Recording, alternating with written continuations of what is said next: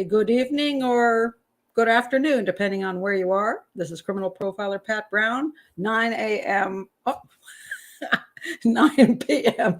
See what condition I'm in? 9 p.m. Eastern Standard Time, but I believe it's 1 p.m. in Sydney on Saturday. Tell me if I've got that one right.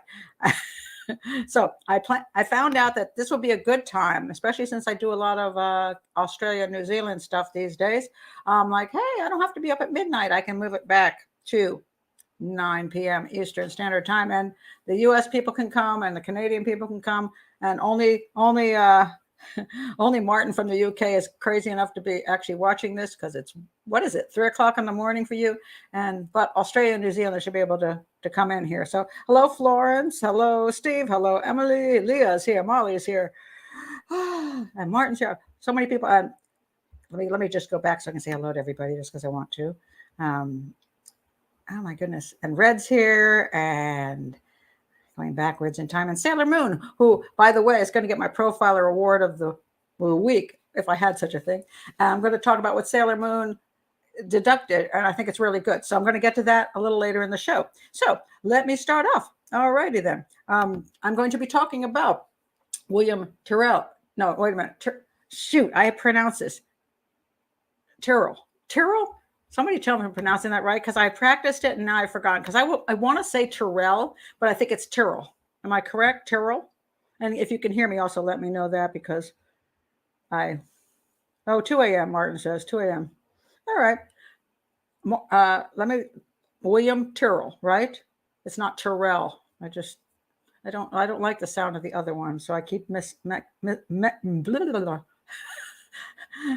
up. So now all the new people are like, this woman's totally incoherent. We're gone. I will get better in a few seconds. I'm just warming up here. So, at any rate, and Linny is here as well. Okay, so before I start talking about I'm just going to call him William since I screw up his last name. I'm going to call him William. It's really a fascinating case out of Australia, and some Americans don't know this case, and I'll explain it in just a minute. But before I do, just let me do the usual, which is, hey guys, if you haven't subscribed to the channel, subscribe. That helps the channel tremendously, even if you don't have any cash to give over. Also, like the video, share with people in a true crime community of any sort. Hit the bell so you know about all the other cases I'll be talking about. And if you do want to support with some money, you can go to Patreon, and there's 3 levels. And at the 3rd level, you can join the Hangouts during the week, in which you can ask questions and I discuss news and all kinds of fun things. Or you can buy a book, $2.99. $2 goes to the channel. So, and that's my book. I wrote that, and it's a great psychological mystery story. And people do love that book. I will say I got very high ratings on it. So it's very enjoyable. And I'm very proud of it. So buy that book or go below and you'll see links to other things. Anyway, that's that. I'm done.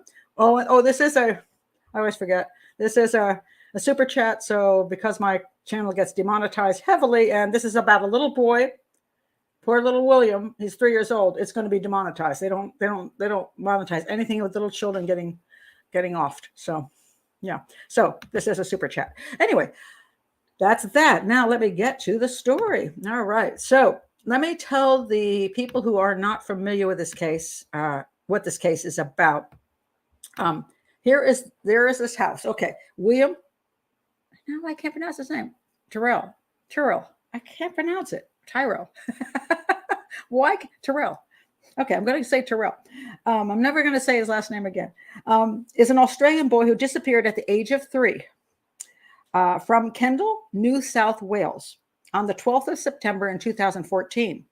He had been playing at his foster grandmother's house, and this is his foster grandmother's house, with his sister. He'd been playing with his sister, and he was wearing a Spider-Man suit, which was really key to a lot of the publicity media about this case, because it was so striking that he was in a Spider-Man outfit. And so, the Spider-Man suit caught everybody's eye. He was wearing a Spider-Man suit at the time of his disappearance. For the first 7 years of the investigation, he was believed to have been abducted, and now they've sort of maybe changed their tune. And I'm going to get to all of that. But before I don't want to get to that yet. I want to just show, this is the picture of him in a Spider-Man suit is to be the last picture. Now, the original one, this is the famous one over here. Where he's going, he's looking very, very cute. But these are some other pictures. He's on a porch here or a deck. He's outside. I examined that for a minute because I'm like, is he inside or is he outside? But he is outside in his little outfit. He is barefooted, and that becomes an issue a little later in this case. He supposedly was playing with his mom in the backyard, and this is a pretty large backyard. It doesn't look so from the front of the house. Like if you look back at the front of the house, I'm like, that's a big backyard. But you can see over here, that's where it has this big, huge, somewhere over there is a really, really big backyard. So he was supposedly playing with his mom out there, and they were running around. He was chasing him, going woo woo, and doing mom chasing son things, and he went around the corner, and she didn't hear his voice anymore. And then she went around the corner, and he wasn't there. And so she looked for him, and she searched, and 20 minutes later, she called the police and said, "My son, I don't know where he is. He's missing. I can't find him." So that is the basic story. And I'm going to stop there because I want to go and kind of go back to the beginning so that you understand all the circumstances surrounding this case, because there's a lot of issues, and I want to bring them up because I'm very familiar with these issues. This for me is it's almost I have a lot of personal feelings about this. So I'm just going to call them the bio parents. I'm not going to give their names because there's always issues over that. These are the bio parents. And this is the foster mom. Now, what happened was I think he was about 7 months, he was taken into custody from the bio parents, and the foster mom and her husband became foster parents to William. And they went into a thing called long-term care. And I looked this up, and I have a VPN. If anybody doesn't understand what a VPN is, a VPN is where you can click on any location in the world, and it puts you over there, and it disguises where you're really at. So you can use it for things like you want to watch a show from another country, but they won't let you because you don't live there. Works real good. Death in Paradise, UK. I don't live there. But the VPN allows me to be in the UK and watch a show, and it's one of my favorite shows. So looking at this case, I actually put in the VPN. In the VPN, I put in Australia, Sydney, so I could actually access information that was more available in Australia than the United States. And because I kept looking up what is long-term care, Australia, and Google in the US has almost nothing about long-term care because we have a different system in the US than is in Australia. And so I wanted to know what the Australian system was. And I find it very interesting because it's very different from the US system. And so I want to talk about, before we go further, I want to talk about the issue which is going to underlie some of this. Oh, Dr. Ahmed is there. Oh, isn't that nice? By the way, I just want to say hello. Wow, 4 a.m. That is not better in Cairo. Another crazy person. I don't know what you're doing up at 4 a.m. But if I do a case on Egypt, I'll make sure it's daytime. Okay? give me a case to do, and I'll do Egypt. You know I love Egypt. So now I want to talk to you. Some people here do not understand what the foster care system is like and what the adoption system is like. And I have both been a foster parent and an adoptive parent.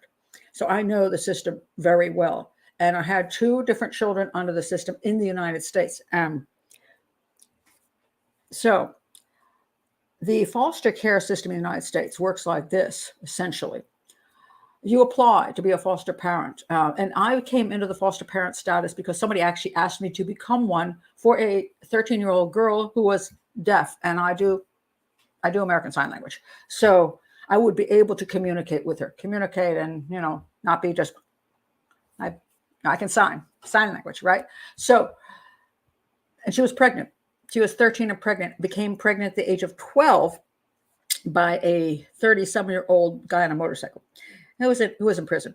Anyway, she wasn't in a good home. Let me put it that way. She was living with an aunt, and I visited that aunt, and it was kind of a really, really creepy home.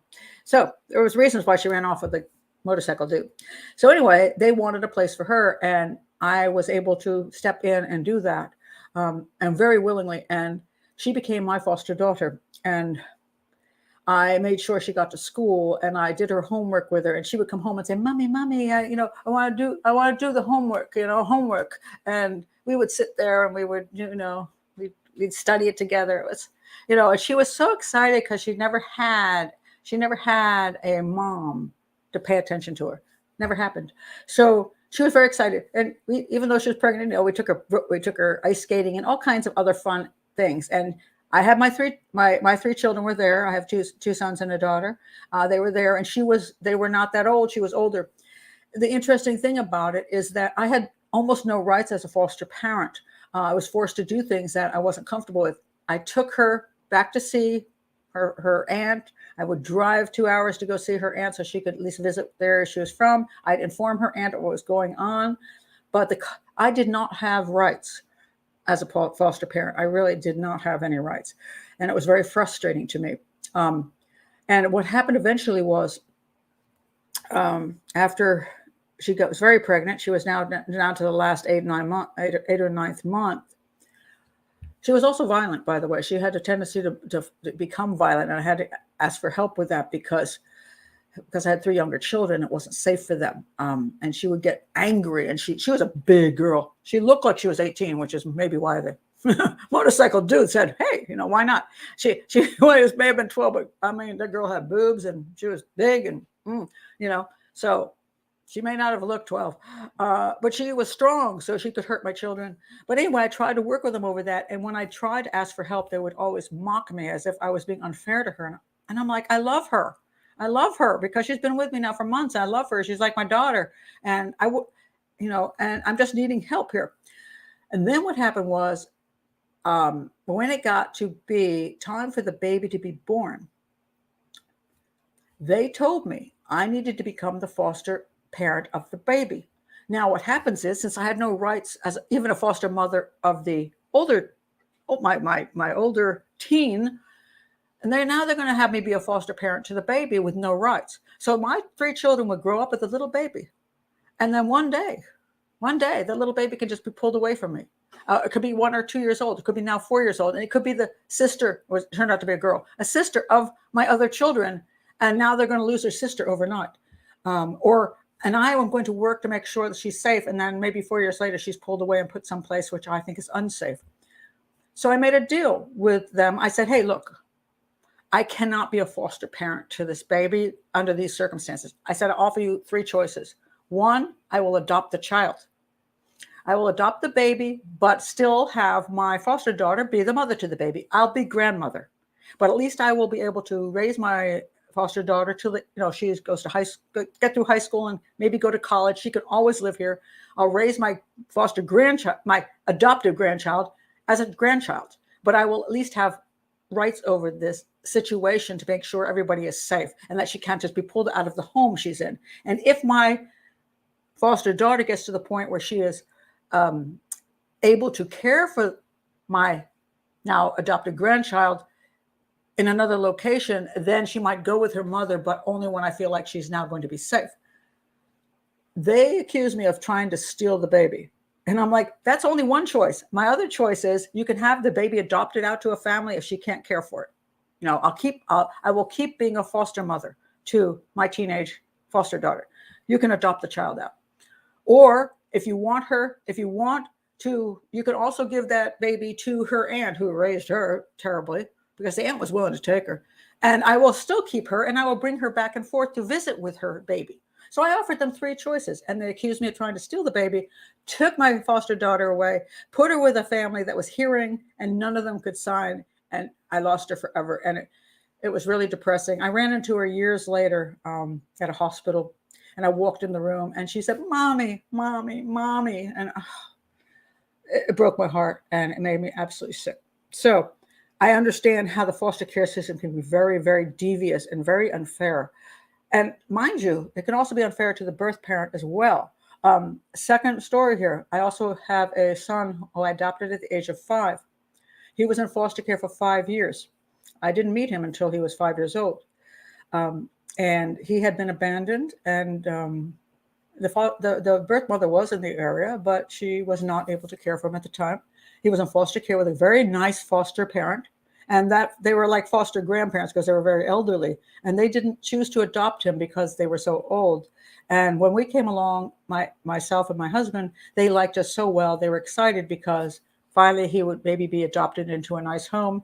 And I always brought my adopted son back to see his foster grandparents and kept the relationship up because he's grown up there. And he has actually had contact with some of the kids he grew up with. And so he's seen them, and it's really cool. As an adult, I mean, he's near 40 years old now. He's gone back and seen the people he grew up with, and he says it was real great to see him, but he was really thankful that I was his mother. But here was the thing. I said, when they said they wanted him to come to my home, and the state that he was coming from required me to have him for a year as a foster child, and they then during that year they could take him away at any time. And I said, look, you've got to terminate parental rights. The birth mother has to be willing to give this child up because I do not want my heart broken. I don't want my kids' hearts broken. And they worked on that. And I said he cannot walk through my door until you terminate the rights. And they did that for me. And he did not walk in the door until the rights were terminated. And when he walked in, I said, I'm your mom. This is your dad. This is your brother. This is your sister. And you're never going to have to leave here again. This is your home. And I was able to promise him that because the parental rights had been terminated. But had I just been an ongoing long-term provider like was happening with William, interesting situation. And very, very, I feel for both sides of the situation because, all right, the bio parents, apparently they had a lot of issues, criminal issues, drug abuse issues. Right before they were going to take him into care, the father bolted with William and tried to hide with him for a couple of months. And then eventually, he came back and they got him and he went to foster care. There was never any proof of any violence toward William by the bio parents. It's just that their home environment wasn't very good and they had behaviors that were concerning for leaving a child in that care. So they were moved. So William and his sister, who was 2 years old, were moved into foster care with this particular foster mom and dad. And I looked up this situation. And so long-term foster care in Australia sort of means that they're going to be there till they basically graduate high school. But they still may have a relationship with bio parents, like visiting them once a month or twice a month or whatever they're going to visit them. They still know who their bio parents are and they still see them, but they're going to be in care for growing up. And there's good and bad in that. On one hand, I get the point of, when you take a child into your home and into your heart, you don't want them ripped away from you. So you want some kind of promise that if I'm going to give my all to this child, he's not going to be stolen away. And I've seen foster parents who've had a child for like 4 years and loved them dearly and had to return them to bio parents. And then the child was murdered by the bio parents. Can you imagine? So, but there's also another issue. When you send the child home to bio parents, the child is pulled between two worlds, and their hearts are pulled between two worlds. They don't know who to call mom. And when I sent my teenage foster daughter back to her aunt's house, when she came back, I had to work on her behavior for the next 2-3 weeks to get her back to normal again because we had different living situations. So it's a very tricky. And the only reason I'm telling you all of this is because I want you to understand how volatile the situation is, how difficult it is between the bio parents. Maybe they did have a horrible rough patch in their life and they didn't do what they needed to do to get their child back, because usually you're given rules or a kind of a program. You do A, B, C, and D, we'll give your child back. And they don't do A, B, C, and D, and that's why they don't get their child back. So in a way, it is their fault. If you don't do what you need to do, you cared more about something else than you cared about your child. But on the other hand, sometimes people do go through a rough patch and, they would like their child back, and maybe the child would be better off back. It's hard to say. Foster parenting, on the other hand, is very difficult. And so is adoption. And I want to bring this up I'm setting the stage here for what people think could have happened, along with stranger abduction. Because there's three possibilities. The foster parents did something to William, the bio parents came and kidnapped William, or a stranger kidnapped William. Those are the three scenarios. But let's talk about adoption and foster care. I have noted that when a child is in the care of somebody, if the child, for example, is with their bio mom, but with the mom's boyfriend, a lot of homicides occur when the mom's boyfriend kills the kid. Why does that happen? It's because that kid, if you've been a parent, okay, you can tell me, when you've been a parent, there's sometimes you kind of want to kill your kid, because your kid is driving you nuts. Your kid is being a brat head. And you're like, if I didn't love you so much, I would do you in. I'd pick you up by your little teeny feet and whack you into the woodwork. I never thought that. So, actually, I did with my daughter. She was such a beautiful baby, but when she cried constantly. She was a horrible I always tell her, you were a horrible baby. All you did was nurse 24 hours a day, and you never slept. You cried all the time. And if you hadn't been so cute, you wouldn't be here. Because it's a very difficult job raising a baby. So when you bring in a boyfriend and you leave him alone so you can go out shopping or whatever you're doing, and that boyfriend is with that screaming little brat, that boyfriend doesn't have the love in his heart for that child, and it drives him nuts, and he kills the child for real. So boyfriends are the most dangerous. Next to that is stepfathers, because again, they don't have the connection loving the child growing up. It's not, quote, their son.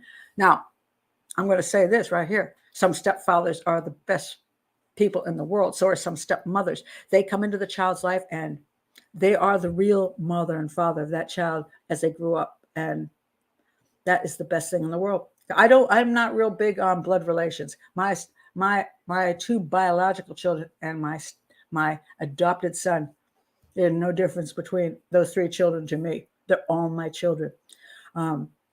So I totally am with foster parents, adoptive parents, and step parents. But because there is that disconnect, I'm doing sign language. This is sign language. This is connection, disconnect. I'm stuck in there.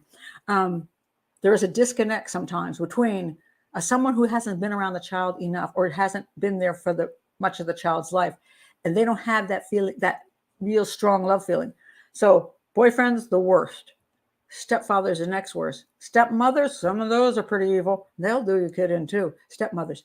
Then we get to adoptive and foster parents. Now, this particular foster parent, the parents, they wanted children very bad. They didn't have any bio children of their own. They always wanted children, I guess. And they went through a long process to become foster parents. And they did. And they really wanted a long care because they wanted a child that would stay with them. And they ended up with these two children, the two brother and sister. And so there's two possibilities here. One is that these people have the best hearts in the entire world.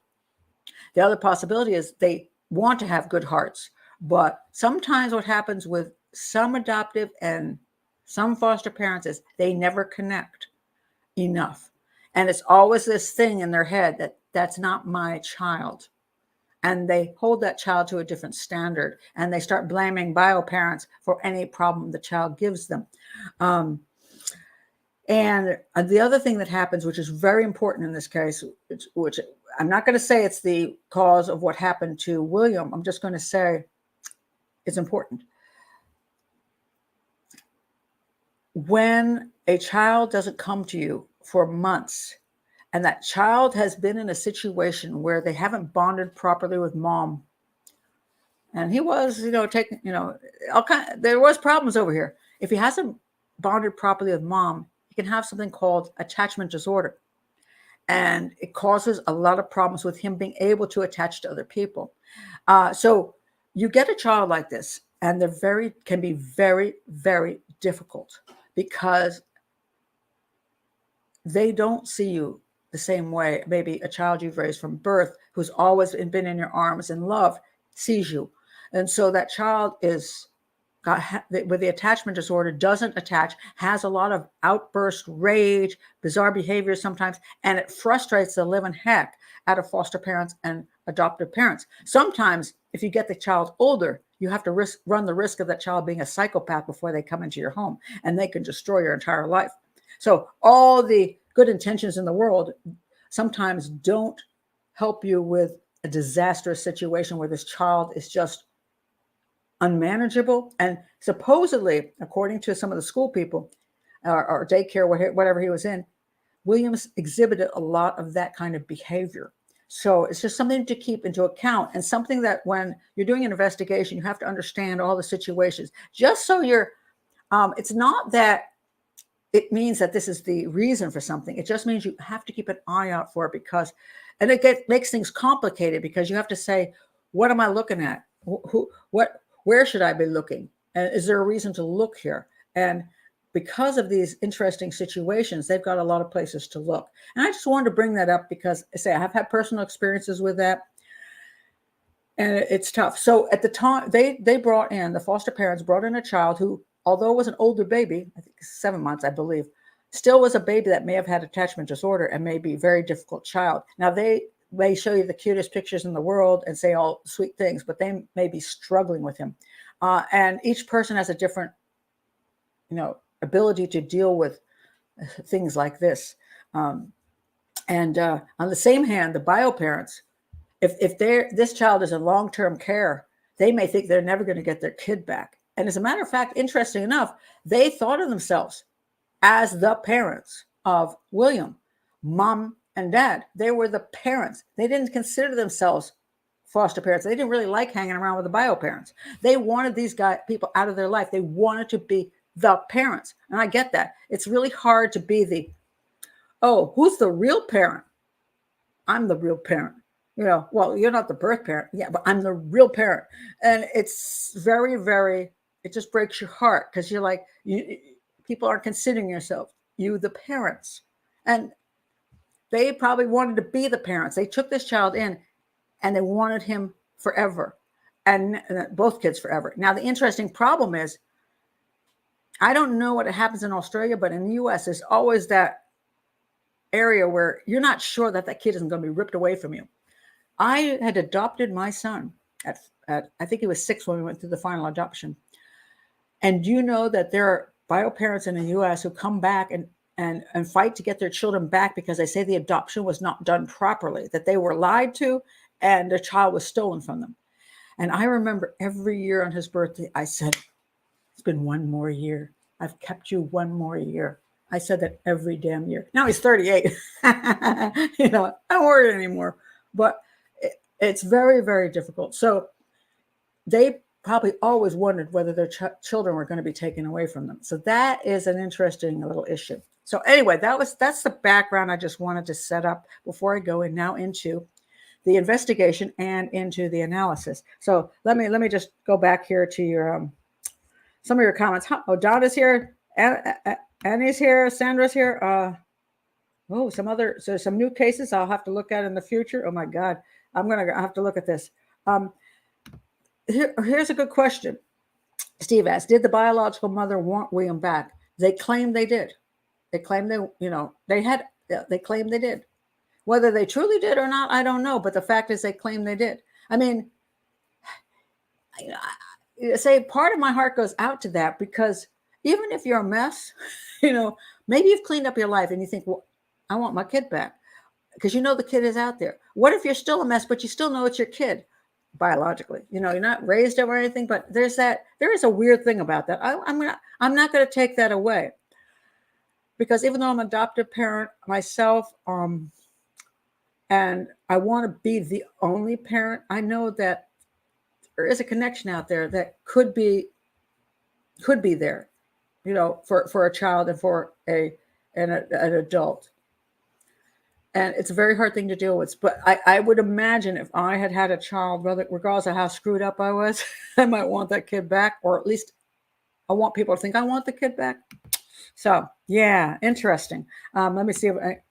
Yes, this is true, Steve. The formative years are so important. They are. And we have Russian children coming over at older ages, and some of the adoptive parents have sent them back to Russia because they're so psychopathic that they're terrified of them. And they're like, thinking they're going to kill their children and their pets and all this stuff. And people get really mad at them, like, well, you wanted to adopt this child. How could you then send them back? I'm like, yeah, I didn't know they're going to be psychopathic. And the truth is, a lot of times the agencies who are supposed to be so helpful lie to you about the background of the child. I had a friend, and she had 2 foster children, and one of the foster children tried to rape her daughter. The kid was like 7, and her daughter was like 4. I was like, really? So then she got another kid. She got a little girl who was only 2, and the 2-year-old tried to kill the baby. True story. And then she gave up. And she was a really nice person. And she was like, they never told me until after the fact the problem these children had.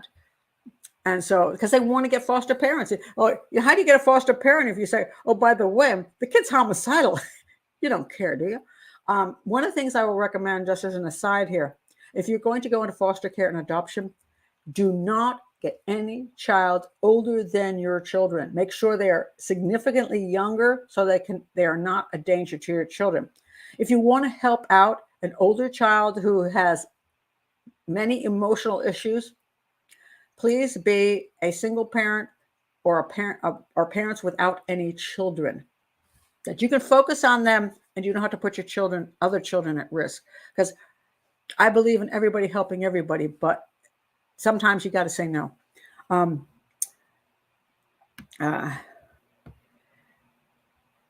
You're talking about my foster daughter. Yeah, it still bothers me to this day. I mean, it was like having, I had her for almost, let's see, she came to me when she was like 3 months pregnant.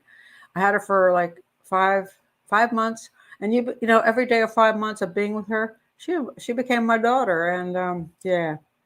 And when I saw her in the hospital again, she said, Mommy, And Steve says, you're right to negotiate. I tried.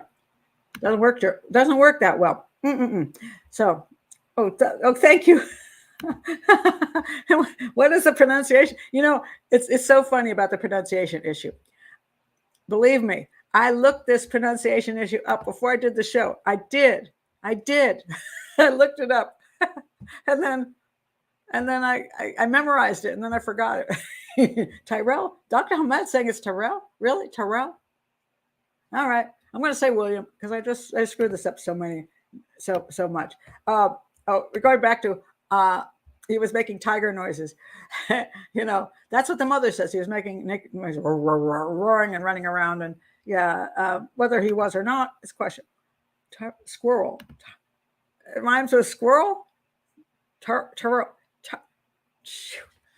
Yeah, I know. Tyrrell. Oh, Tyrrell. It's Tyrrell, isn't it? Yeah, I think it is Tyrrell. That's why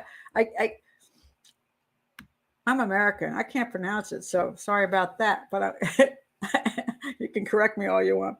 Okay, let me see what Adrienne has to say. I'm missing letters on my screen again. Oh, there. No, still missing. My younger sister is adopted from South Korea. I remember my parents closing a foreign closing a foreign country rather than domestic, because my mom didn't want the bio mom knocking at our door. Oh, that's an interesting point. Yeah. And that's why there are a lot of adoption. People want to go overseas. And on the other hand, people say a lot of times the people who are very poor overseas are forced into selling their children to the rich Americans, because there's an agency in between charging an ungodly sum of money, like $10,000, $20,000 to sell the child. So a lot of countries have stopped this, because it really is selling children, and you don't know the situation from which the child is gotten. But you're correct. If you can get the child from another country, you're free. You're home free. You don't have to worry about bio mom coming back. And I get it. I do get it. My child came from just the state next door. I know the biological mother's name, where she lives. I do know. And it was very, very stressful, because it wasn't like I was trying to steal her child. It was like, but if you can't care for the child, I'm okay. Yeah, I understand you had life situations, but I'm the child's mother. And to not be considered that when you put in 24 hours a day is, okay. Let me get back to the story. All right. Lois says Tyrrell. I really did study. I should just hit the button here and get a pronunciation on his name. I'm going to call him William. William. Oh my God. $20,000 in 1996. Wow. I paid 0 because he was a stateside child and it was considered 4E eligible, which is kind of a slur. 4E eligible means he is too old. He was over 5 years old, black boy, and supposedly he had some learning disabilities. Totally bright boy, nothing wrong with him. The other 3 were true. He was because at a certain point you become what's called unadoptable. That's what 4E eligible is. You're unadoptable because you're of a certain race and you're a boy. And a lot of adopting people want girls because they're safer and you know. And over 5 means you've been around for 5 years in some situation which may be unstable and turn you into a problem child. So it's reasonable why people like, no, I'm not going to take that chance. I just ran into this situation and somebody asked me if I would adopt him and I saw his cute little face and I said yes. Go figure. So anyway, now let's get to what happened next. All right. So now I just want to point all that out because I want you to understand the background of this child and the parents that are involved, because they became suspects at certain points or questionable people, like could they have been involved? Now, what I want to talk about next is the first suspect in this case. And let me move over here. This guy's name was Bill Spedding. And oh my God, I want to talk about how not to conduct a criminal investigation and how not to be a crappy media. I'm going to put a link below. I forgot to do it before the show, but if you take a little while to get here, it will be there later. I'm in love with Media Watch. Oh my God. Media Watch. That was fantastic. They tear out of the media because the media were vultures. They were pit bulls. They went after every single theoretical suspect and destroyed their lives. And the police, in this particular case, I'm very supportive of the police and detectives. In this particular case, I don't know who was running this investigation. I am not happy with what I see. It seemed like the police used the media a lot to pressure suspects. They did a poor investigations, not checking on the things they should have checked on, and they destroyed people's lives. And this guy was one of them. Spedding. This is just one of the most phenomenal things about this guy. They had basically 6 suspects that were the strong suspects in the beginning because I think the bio parents had good alibis and they were in a completely different town. So I'm going to eliminate the bio parents right away because in one hand, I think, the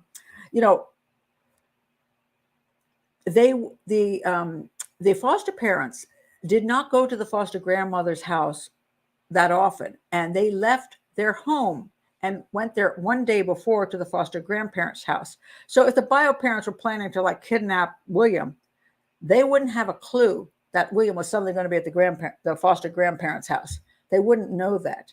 So it would be extremely unlikely that they had alibis, supposedly. Anyway, I don't know. I looked for that. I couldn't find it. But let's say they didn't even have alibis and there's some criminal intent, okay, we're not even going to go ourselves. We're going to hire somebody. I mean, they'd have to have somebody staked out at the original house and then see the people leaving and follow them up to Kendall, which is where the child was taken from. They have to go through all that. I would think that would have come into play at some point. I believe that there was not much evidence that the bio parents were involved. I cannot say for sure because I'm not on the inside of the investigation.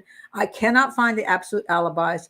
I cannot find enough information, but I don't believe they themselves could have committed the crime. They would have to literally have somebody watching them, watching the family home, the foster parents' family home, and then follow them to Kendall going, oh my God, they're leaving town. And where are they going? Let's go follow them and, find an opportunity. They'd have to say that. So in the beginning, and the foster parents in the beginning were not suspects. The foster mother called the police 20 minutes after the child supposedly went missing, and they weren't considered suspects. So they were looking for a stranger abduction. And I'm going to go into the issues of the actual analysis of the crime in a little bit, but I want to explain what they did first because this is really problematic. They focused in on suspects But what they didn't do was proper investigation of those suspects, and it was horrific. And they set the media on them like mad dogs, and destroyed people's lives, and ended up getting sued for it. I think this guy is pretty rich right now, and he should be. Let me tell you what happened. Okay, so this is what is his name again? Bill Spedding. Now this poor schmuck. This let me get my stuff here for that. Okay, this poor guy. I just can't believe what they did to him. Okay, let me see where I can start. Okay, there he is. Now, what he did was he fixed stuff, and he worked for a company, and he fixed like washing machines. And apparently, he got connected to this case because there was a call from the foster grandmother's house, to have him fix something. And he went to that house like 3 days prior to the crime, and looked at it and didn't have the parts, so he had to wait for the parts to show up. And he hadn't been back because the parts hadn't shown up. Well, it turns out that apparently on the day that William went missing, supposedly the foster mom called, although I'm not sure why it wasn't the foster grandmother, so that doesn't make sense. I mean, it's her damn washing machine. I mean, I don't understand that. Anyway, supposedly she called him, and the police claimed that he erased the phone message, that erased the incoming call. And it turned out later on that he was just on another call and it never actually registered. So he's like, I never did that. Anyway, so if this is the media, they are now hunting him down because the police have let the media know that Bill Spedding is a suspect because he was, he probably took that kid. And so now he's got the media all over him. Now here he is. And this is, you can find on YouTube, you can find this, this interview of Bill Spedding, and the guy on the left side is a guy who eventually got pulled out of Homicide and is up for some other interesting irregularities. And he was vicious toward Bill, and he's like, "You did it, didn't you? You killed this kid. You stole this kid." And he kept going, "No, no, no." Anyway, time goes on. There was they asked him where he was. He said, "Well, in that morning, I was at work, and then I left. I met my wife. We had coffee, and then we went to my grandson's grandchild. I can't remember if it's a grandson or granddaughter, or he's got more than one. And I did hear that they were living, either a grandchild or more than one grandchild was living with the Speddings. They went to an awards function at the school or something, and so he met her for coffee, and then they went over to the school. Okay, so he said that's where I was." Apparently, they never bothered to check out his alibi. Okay, I want to talk about alibis right here because this is a pet peeve of mine.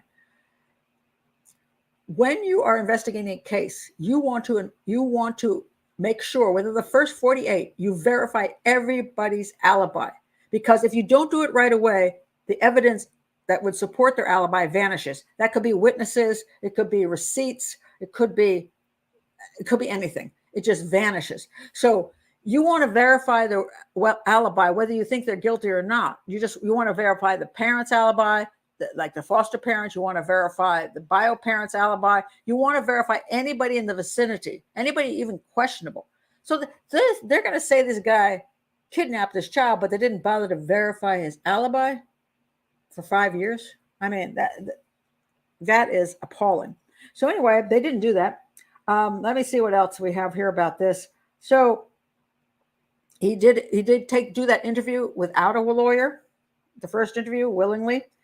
Get this. 4 months later, the police show up and search his home. They had a warrant, but they were also like, okay, go ahead. They ripped the hell out of his home, searched everywhere, dug up everything, and found absolutely nothing. Then guess what they did? The grandchildren were taken away from these two grandparents because he was a suspect. Mind you, he said at that point he wasn't a person of interest. They were just saying he was a number one suspect. Because of that, his grandchildren were removed from his home. They lost their grandchildren over this.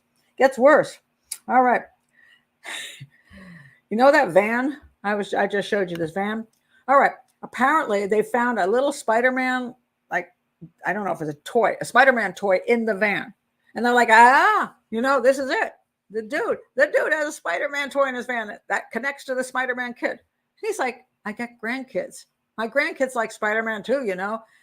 Turned out that later on, there were witnesses that said that was an old Spider-Man toy, but in the van. As he pointed out, kids jumped in and out of his van a lot, and he had a lot of crap in the van. It happened to have a Spider-Man toy that was left there, along with other toys. It wasn't a critical piece of information. And here's what's funny. Did they look at the logic here? I'm going to ask you for this. I'm going to stop and look at your comments on this because the logic is ridiculous. Okay, so let's say this guy, you know, somehow he slipped away from his wife, right?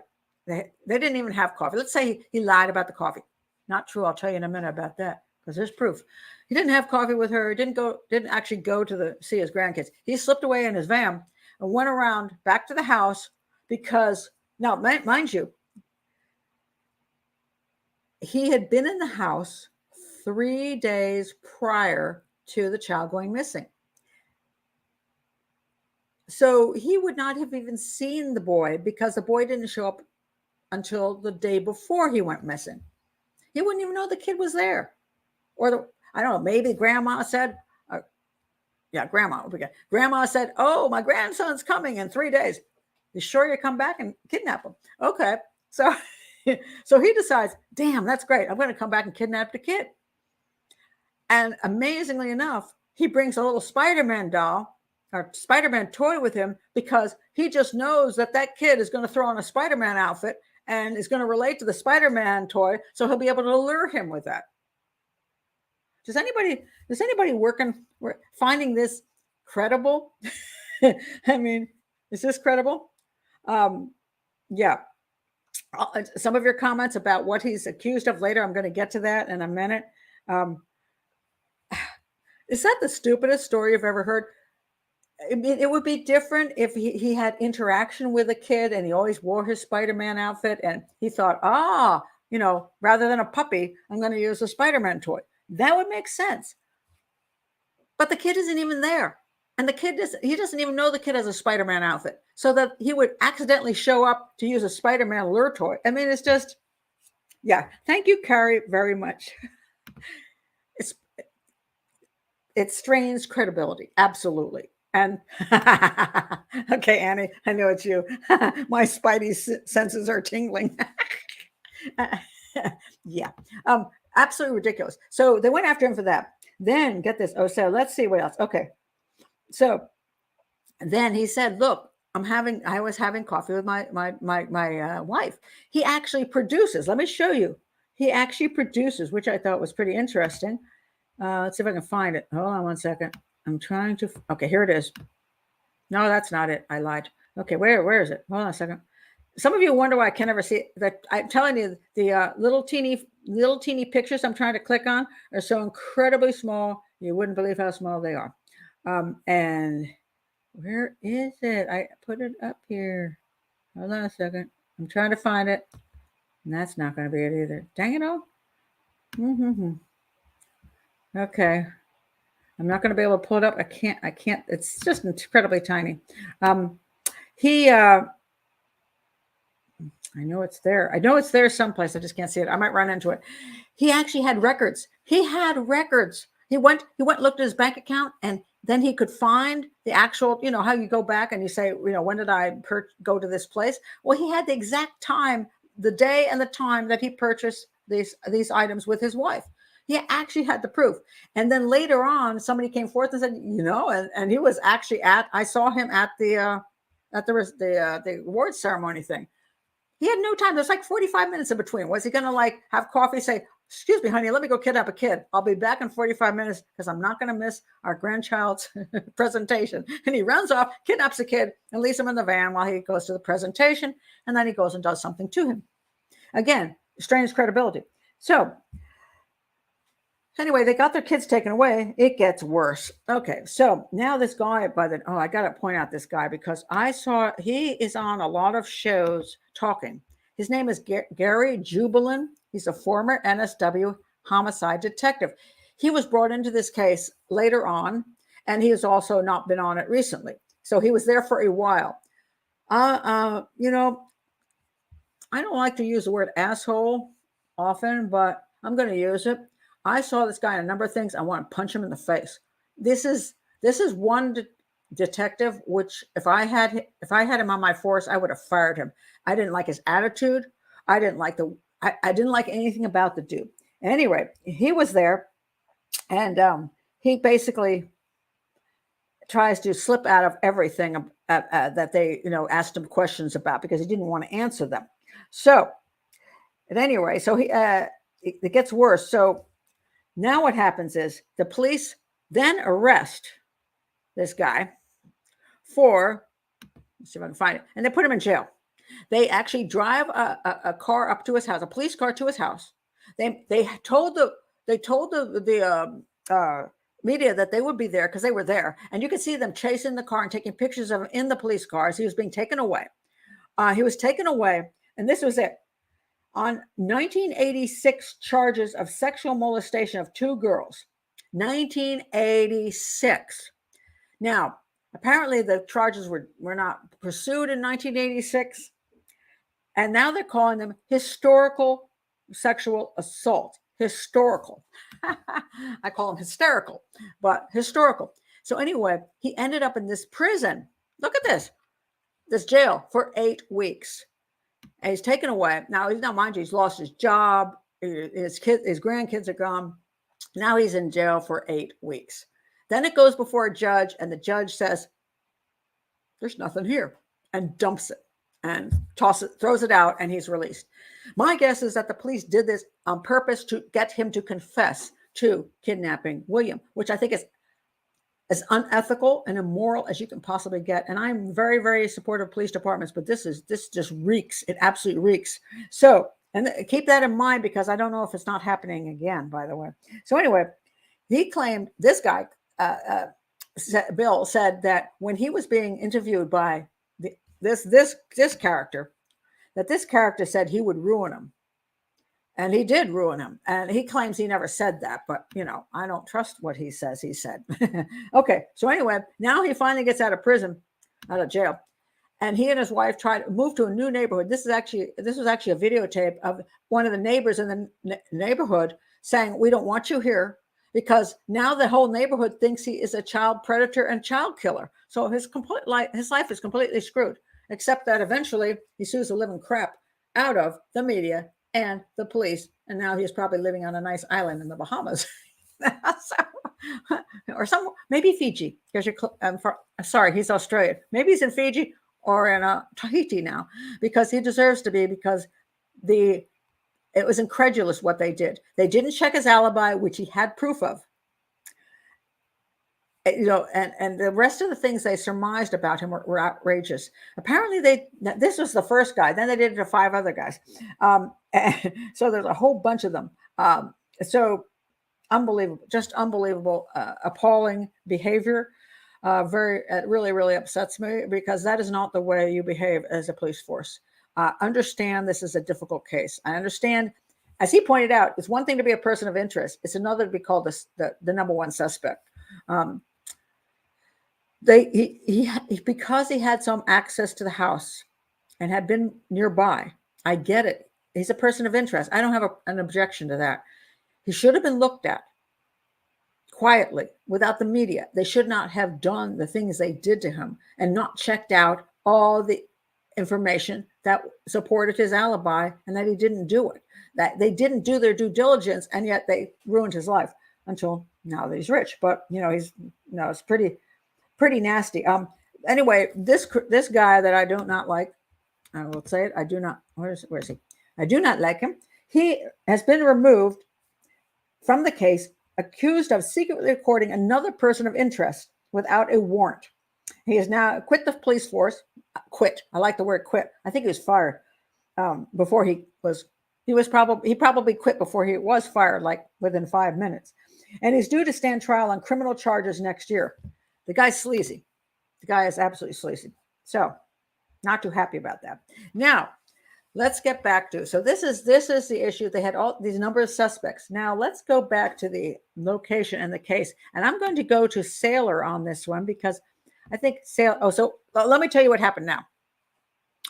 Okay, before I go to analysis of what really might have happened, if I know, I'm going to go back to now what's happened recently. Just in 2021, the police have refocused on the foster parents. Suddenly, boom, the foster parents are in, well, no, take that back. Foster mom is the one that's in the crosshairs. So they went over to foster mom's house, and let me see. Hold on, let me check this out. Oh, okay. Oh, I just want to point. Oh, let me point this one more thing out. That now I found a crap. No, this is why I want to point this out.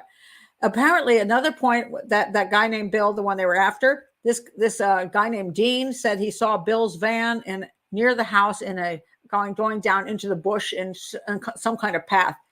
And now later on he says, "Oh, I didn't say it was Bill's van. I said it was the same color as Bill's van." So now they're asking him, and right now you sit here, now you can't say that it was Bill's van? No. So again, some erroneous crap. So anyway, now they're looking at the house. Now they're looking back at, and here's the new theory. Let me tell you what the new theory is. Let me change this up here. Okay.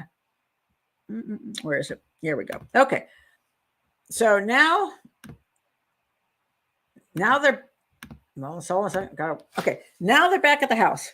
The new theory is that William fell from this balcony, fell and maybe broke his neck or something. So now they're digging up the yard, thinking that there's some evidence that he might be dead and have died in the yard.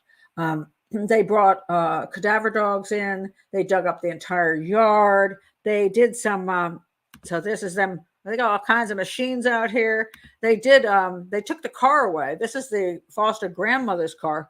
They took the car away trying to see if there was evidence in the car that maybe a body had been taken away, or I don't know what they were looking for, maybe part of the Spider-Man suit. Now, mind you, it's been how many years? 7 years? I don't know. I mean, 7 years is a long time. So, but maybe they could find something in the car. Maybe his blood is in the car or something. So they took that away. And then they did, where's my luminol picture? I had a luminol picture, which has now disappeared. I love it when that happens. Okay. They also did luminol. And so they went all the grounds and looked for put luminol out to see if there was blood on the ground. So they did that. And they just tore the hell out of the whole area around here. They've also looked in the vicinity to see if his body had been buried somewhere. And now the new focus being that maybe the child wasn't abducted. Maybe the child died on the property, and the foster mother did something, to get rid of her. And if you've been following the U.S. News, it sounds a little Summer Wells-ish, because Summer Wells, a little girl that went missing on her property in Tennessee, mom and grandma were the ones supposedly home with her when she went missing. And here again, we have mom and grandma. Foster dad was off for the morning. He had left the house. He was going to do some internet meeting. So he left the home and went to this location and did this thing. And then he found out that something was going wrong, and he raced back to the house and found his foster son was missing. And then he went searching all over the place. But foster mom and foster grandma were home alone with William and his sister. And very similar to the Summer Wells case, I just want to point out, should the foster mom have done something to the child, the one person that would have her back would be her own mother. And that could be why in both these cases, the grandmothers aren't speaking out, because they have daughters to protect. Just saying. Okay, so now they focus on this possibility that maybe the kid wasn't kidnapped. And let's look at Sailor. I want to go back to what Sailor's comments were. I'm going to go, this Sailor Moon. Oh, thank you, Anne. Oh, thank you. I just have to point this out. Thank you, Anne, very much for your support for the channel. I massively appreciate that. That's just awesome. Love you dearly. Let me go back to what Sailor said. Let's see if I can find Sailor's comments, because I thought these were brilliant. Okay, I got to go all the way back to Sailor Moon put these comments up way back when. Okay. So let's take a look at the location of the house and whether the child could have died there. right when the child went missing. Okay, there was a phone call that was made, and let me find the phone call. Okay, let me see. Where's the phone call? Don't tell me that disappeared on me too. Good Lord. Okay, here it is. I found it. Okay, so foster mom makes the phone call and says, "Police emergency. This is Simone." She says, "Yeah, hi, my son is missing. He's 3.5." And they asked how long she'd been looking. And she said, "Well, we've been looking for him now for about 15 or 20 minutes. Okay, this is the phone call that came into the police. All right. But what Sailor says is very interesting. I thought this was super interesting. Hold on a second. I got to go back to my comments. I don't find that the 000 call suspicious. And by the way, if anybody's from the US, we do 911. They do 000 in Australia.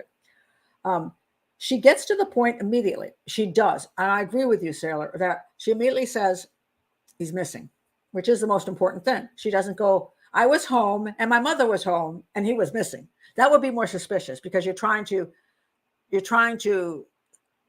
make sure you let everybody know what you were doing first. You're the most important thing. So that she sent right to the son, I think is a good thing. I mean, that's not too suspicious. She gets to the point immediately and gives a lot of information about the boy. And that's true. And then there's this point. She is weirdly calm about it. And I found that interesting as well. I was like, she was weirdly calm. So, and this is something the police have to look at. It's like, okay, I don't find her word suspicious, but she almost, usually if your child is missing, you're like hyperventilating, you're freaking out. Now, mind you, she was supposedly running around the house for 20 minutes, everywhere, looking for him. And I'm going to point something out here, which I just don't understand either. Let me see if I can. Oh, wait a minute. Hold on. There was, I listened to, I think it was a 60 Minutes thing, but I listened to the podcast. And I thought the information, I think maybe I have it here. Oh, okay. I thought the podcast was very interesting because she said something I didn't understand it. She said, okay, wait a minute. Is it here or is it someplace else? Hold on a second. She basically says that she was outside playing with him and they were making noises. And then he ran around the side of the house and he stopped making the noises. And she wondered what happened. Well, I don't understand it. So she runs around the side of the house and he's missing. Now, that's pretty fast. I mean, I'm looking at that backyard and it's a big, expansive backyard. It's not like a car. He could have run around the side and somebody could have snatched him right away. I don't understand it. And then she supposedly starts running around for 20 minutes around the house. Now, the first thing I want to know too is, I never heard this. And somebody maybe, if you know, let me know.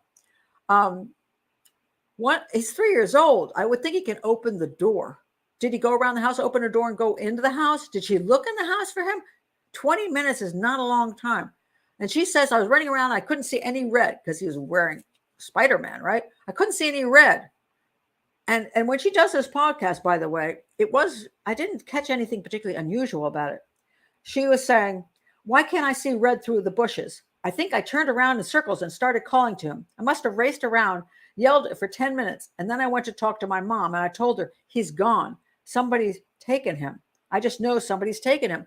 Well, again, if she was outside looking for him for 10 minutes, I would assume maybe he got back into the house. Didn't she go into her mom and say, hey, have you seen William? Did he come into the house? I would start searching the house. And generally speaking, people take a little bit longer than 20 minutes to call the police. They do. They take longer because first they're going to check the outside. Then they're going to check the inside. And they're confused. And then they might even ask the neighbors, did you see my son? It's pretty rare that they call that quickly because usually don't want to be an idiot. It's like, then the police come in, you're like, oh, never mind. He was just hiding in the kitchen closet. Usually you check the living hell out of your house and you just rip up the place looking for him. I'm not going to say she just didn't do something really quickly, but I don't have any evidence that I don't understand. He went around the corner and vanished. I don't understand why she didn't go in and searched the house or asked her mother if she'd seen him. Maybe that happened, but not having access to the full interviews, I just don't know. So I think that was what she was when she called the police 20 minutes later. Her voice was very calm. She was not out of breath. And I'm going to tell you, if I was chasing around looking for my son for that, I would be hyperventilating. And I think it's a little weird that her voice was dead even and sounded almost like she's like, oh, my son is missing. Da, da, da. I found that weird too. Okay. Now I want to point out this, because Sailor's been, I said, very good profiler right now. The biggest red flags are the time and place. Nobody kidnaps a kid in mid-morning in a small village. Plus, this kid doesn't live there where it happened on this visit. Now, I will say not necessarily so. I will say that sometimes a kid is kidnapped in broad daylight. It's true, because somebody is watching. They know where the kid is, and they that location kind of suits them. Let's see if I can find my other picture here. Yeah, I want this picture, but I'm blocking it. But anyway, I'll get to it in a minute. It's broad daylight. The point about not knowing the kid is there is very important, because who would know the kid is there? And he was not visible to the street for a very long time. He was playing supposedly in the house and then outside with the sister and the mom, but not really visible to the street. Remember that house? It's not. Let me show you a picture of that house again, just so you can see the front of the house. The front of the house looks like this. See all those trees? Lots of trees, and lots of trees around the house. It's not that close to the street. It's quite a distance from the street where he would be playing.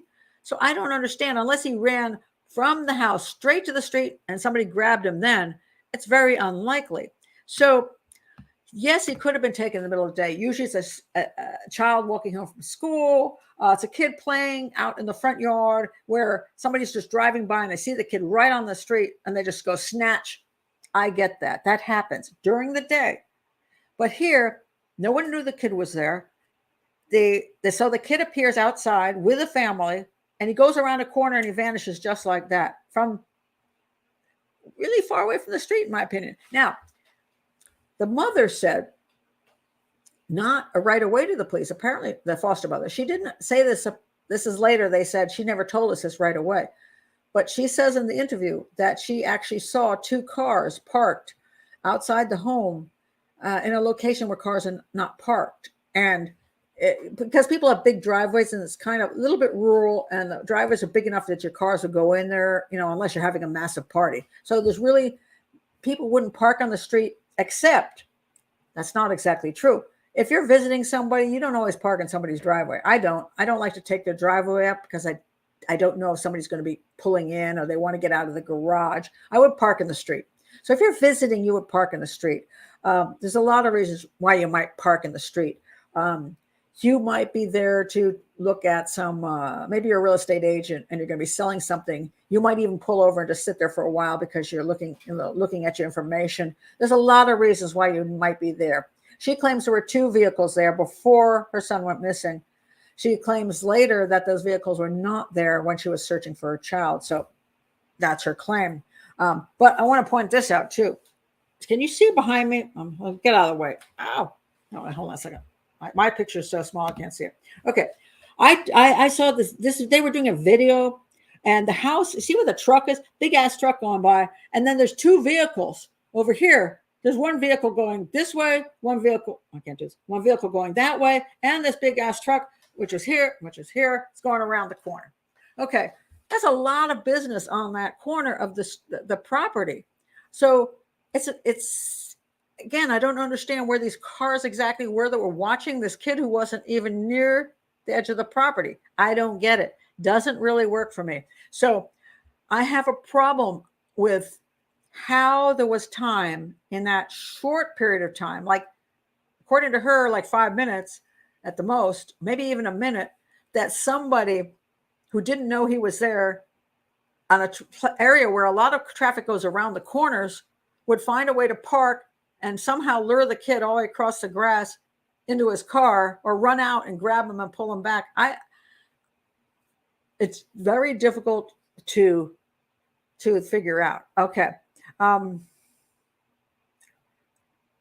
okay. And I'm going to talk about this too. Sailor Moon also brings this up. A supposed kidnapper wouldn't even know the kid would be there, right, to make a plan. Although serial killers and child predators often are they stalk neighborhoods looking for an opportunity. So I'm going to put that out there. That can happen. So if there was a child predator, and apparently they had they had a lot of weird, creepy dudes in that neighborhood. Let me tell you. So that's why they did have quite a few suspects, which were, you kind of wondered about. You really did. It's like, dang. And so they can stalk the neighborhood in their vehicles, just driving around looking for opportunities. They can. But this was an interesting point. If the foster mom and grandma were innocent, why was the time of the photo manipulated? Now, what is Sailor Moon talking about? Well, let me try to show you what Sailor Moon is talking about. Here's the photo. This is the last photo. Now, there's two issues. One is that the foster mom says he had shoes on his feet, but the last video shows him without shoes on his feet. The claim is she made him wear shoes on his feet when he went into the yard because there was something in the yard that there was like poop in the yard, supposedly, and also something else which is very Australian, which I can't remember. Maybe some burrs or something that would bother his feet. I don't know. It was a weird word, and I've forgotten it. Anyway, this picture was taken without shoes. Now the claim is, well, he could have put his shoes on to go run into the yard, but Woody, he's 3 years old. Most 3-year-olds don't care. So I think that is interesting that he doesn't have shoes on, and then he's found, okay, she says he would have had shoes on. Anyway, let's look at the picture. There was a time stamp on the picture. It claimed it was created at this particular time at 7:39 in the morning, which, first of all, I must say is kind of early. I don't know, did they get up really, really early? And then the corrected time is 9:37, which is later. So the question about this thing is, I don't know that they manipulated it. I can hardly run this YouTube show without mechanical issues. So, I'm incompetent, so I don't think they manipulated it, but I do wonder whether something was not properly documented, or somehow it just, the camera didn't pick something up. It was the wrong time was on the camera.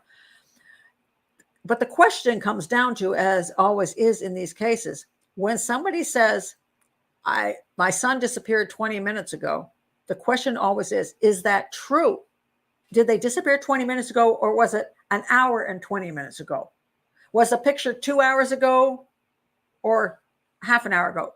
These are always the questions, because if there's a longer time frame, then you have time if something happened to the child, which now they're thinking he fell off the balcony. Interesting. Possible. It's very high. Look back. Look how high that balcony. It is really high. I must admit. When I looked at that, I'm like, wow. I don't know that I let my 3-year-old hang around that balcony. That's just me, but that's high. That's really high. Did he climb up on it and go over the edge? Did she get angry at him and try to hit at him, and he ran and fell over the edge that climbed up and fell over? And then she's like, oh crap, he's broke his neck. I'm his foster parent, and the kid's dead on my, on my watch. Am I going to lose both the kids now? Am I going to be put in jail? Should I just hide him? And this is not an unusual thing sometimes for people to do when they think that if a child even die by accident, that if they just call 911, that they're not going to be accused of things and lose everything they have.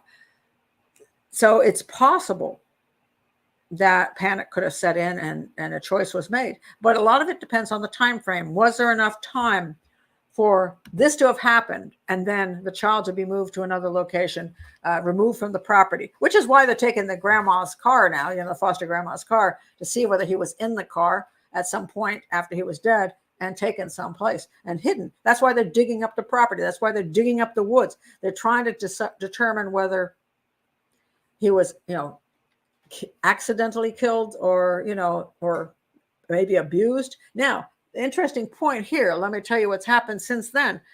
And this is so bizarre that I don't know what to think about this. Where is it? Wrong one. Where is my thing on there? Just recently, let me find it. The parents have been accused. They have been given a, what's the term for that? Okay, well, hold on, let me find the term. One thing other I just want to point out, when the mother was talking on the podcast about how tough it was to give out details about what happened, because she says, I want to keep my memories to myself. And that was a red flag to me. She sort of chuckled, and then she said, I want to keep my memories to ourselves. It's so hard talking about what happened that morning. I mean, if you're going to do a podcast and you're going to do a show and you're going to say, hey, this is what happened, I don't see that you say, I don't want to talk about what happened that morning because that memory is so important. What memory? What memory is so important to you? I mean, what, that you played with toys and then he disappeared? I mean, I don't understand what memories you're trying to hide or trying to keep from the public. I find that a very strange comment. Okay, so they have gotten, now what's happened is there is an AVO for child abuse on the other child. That's the sister, the older sister of William. They have now been accused of that. Now, having the simple fact that they pulled the grandchildren away from suspect number one makes me wonder do they really have anything, a real child abuse claim against the foster parents now, or are they using that the same way they did with the first suspect, pulling the child away, the older child, who is now near 12, I think. The sister's now 12. Take her away, accuse them of child abuse in order to get them to confess to something. Are they doing the same ploy they used before? Or do they have information? Do they have something like maybe maybe there was something that happened and the daughter now has claimed that, yeah, I remember what happened to William, and that's why they're digging up the yard. It's really hard to say because the police have not been exactly honorable in their previous investigative methods. So it's hard to know whether they're telling the truth or not, about what's going on, or whether they're doing another squirrely, let's see if we can force them into a confession routine.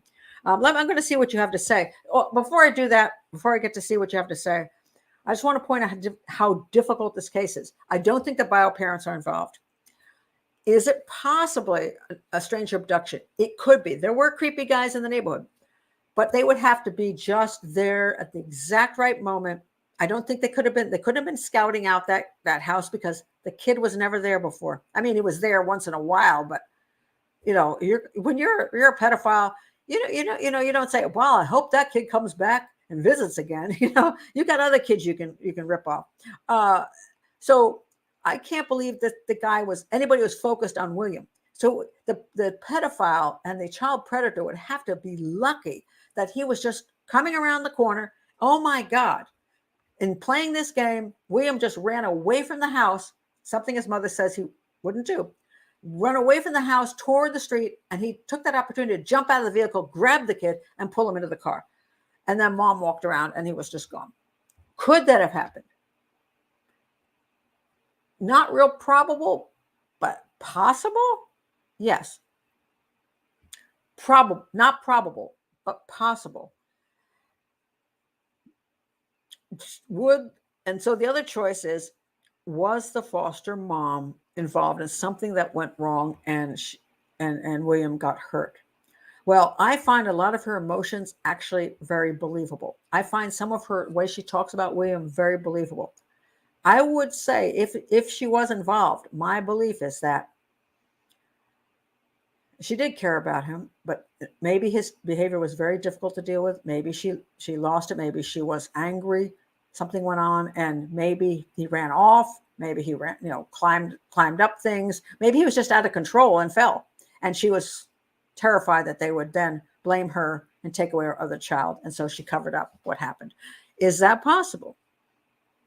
I think it's possible. It's actually more possible than the the guy abducting the child. But if I were an investigator, I'd be very cautious about how I investigated all of this, because you got somebody who is willing to take a child in and give a home to 2 children. You don't want to ruin their lives. You don't want to ruin the children's lives. You don't want to ruin that girl's life. Just, you don't want to say, hey, by the way, I think your mom and dad killed your brother or covered up your brother's death, and take her away and put her in another foster home, and mess her whole life up. You don't want to do that.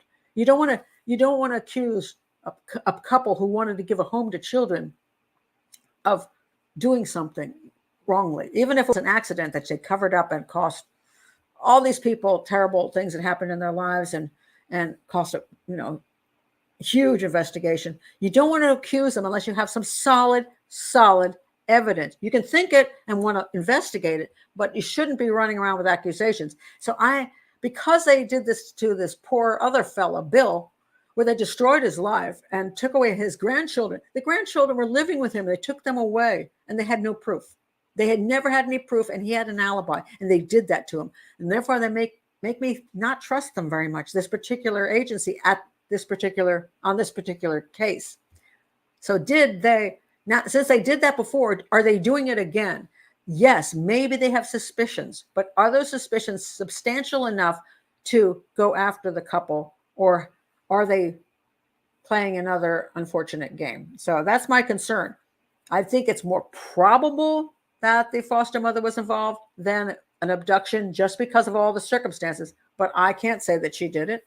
And I would want to do a thorough investigation to make sure it wasn't, again, like the Spider-Man thing. I'm going to accuse Bill, of Spedding, of having a Spider-Man. Oh, you're the killer because you have a Spider-Man toy in your car, when it makes no sense that it's really connected. So you want to make sure you're not doing that kind of nonsense. And certainly I wouldn't bring the media into it and ruin everybody's lives over it. So I hope if they're really going after the foster grandmother this time, they have solid evidence, or enough evidence that they really know she's involved, rather than just trying to, they're fishing. And they're willing to do just about anything to get a confession because it's been 7 years and they haven't come up with anything. So that's my thoughts on that. Let me go back to your comments now. Okay. Well, there's a good point. I like it, Jennifer. Shouldn't they have done luminol on day 1? You think? Do you know supposedly they didn't even give a solid interview to the foster father for over a week. They didn't do their due diligence. This is my point on everything. What you want to tell people is, look, I don't know I know you're, like you tell the foster parents, I know you think, you believe your child has been abducted. We're looking into that solidly. But let me tell you, we have to do due diligence. We have to interview you and interview both of you separately. We have to interview the grandmother. We have to interview everybody to make sure that there's not something here that is questionable, because we don't want to later then think you're guilty because we never bothered to do the darn interviews. We want to check your alibis. We want to check the land, your house. We want to check the property. We want to do all of that now so that we never have a question. We want to check the cars. We want to check the cars to make sure that we don't find evidence in them. Apparently they didn't do it. And that's because they made a conclusion in the beginning that it was an abduction. And they shouldn't have done that. They should have said, look, we have to look at all the possibilities. Bio parents kidnapping, stranger kidnapping, and something happened here at the home with that foster family. We're going to check all of those things, get all of the alibis, do all of the interviews, do all of the evidence collection that we could possibly do in the first 48. And then we will have that put away, so we won't have to, 7 years later go, can we check the car? Can we check your ground? I mean, a little late. The cadaver dog should have been there. The search, everything should have been there. Now, they did lots of searching. You can see photo after photo of massive amounts of police doing searching back then, but they didn't do due diligence on a lot of stuff. So, oh my goodness. I just have to say hello to May. Hello, May. Is this finally a time when you're awake? May is one of our wonderful Patreon supporters of Friends of Profiling with Pat Brown that helps keep our channel going. And she's in Hong Kong. So I'm like, I'm keep trying to push things to a place where somebody in Hong Kong could actually get to see it, come to the show. So I'm so glad to see you here, May. It's just like awesome. That's just amazing. Oh, wait a minute. I have to go back and see this for a second. Hold on a second.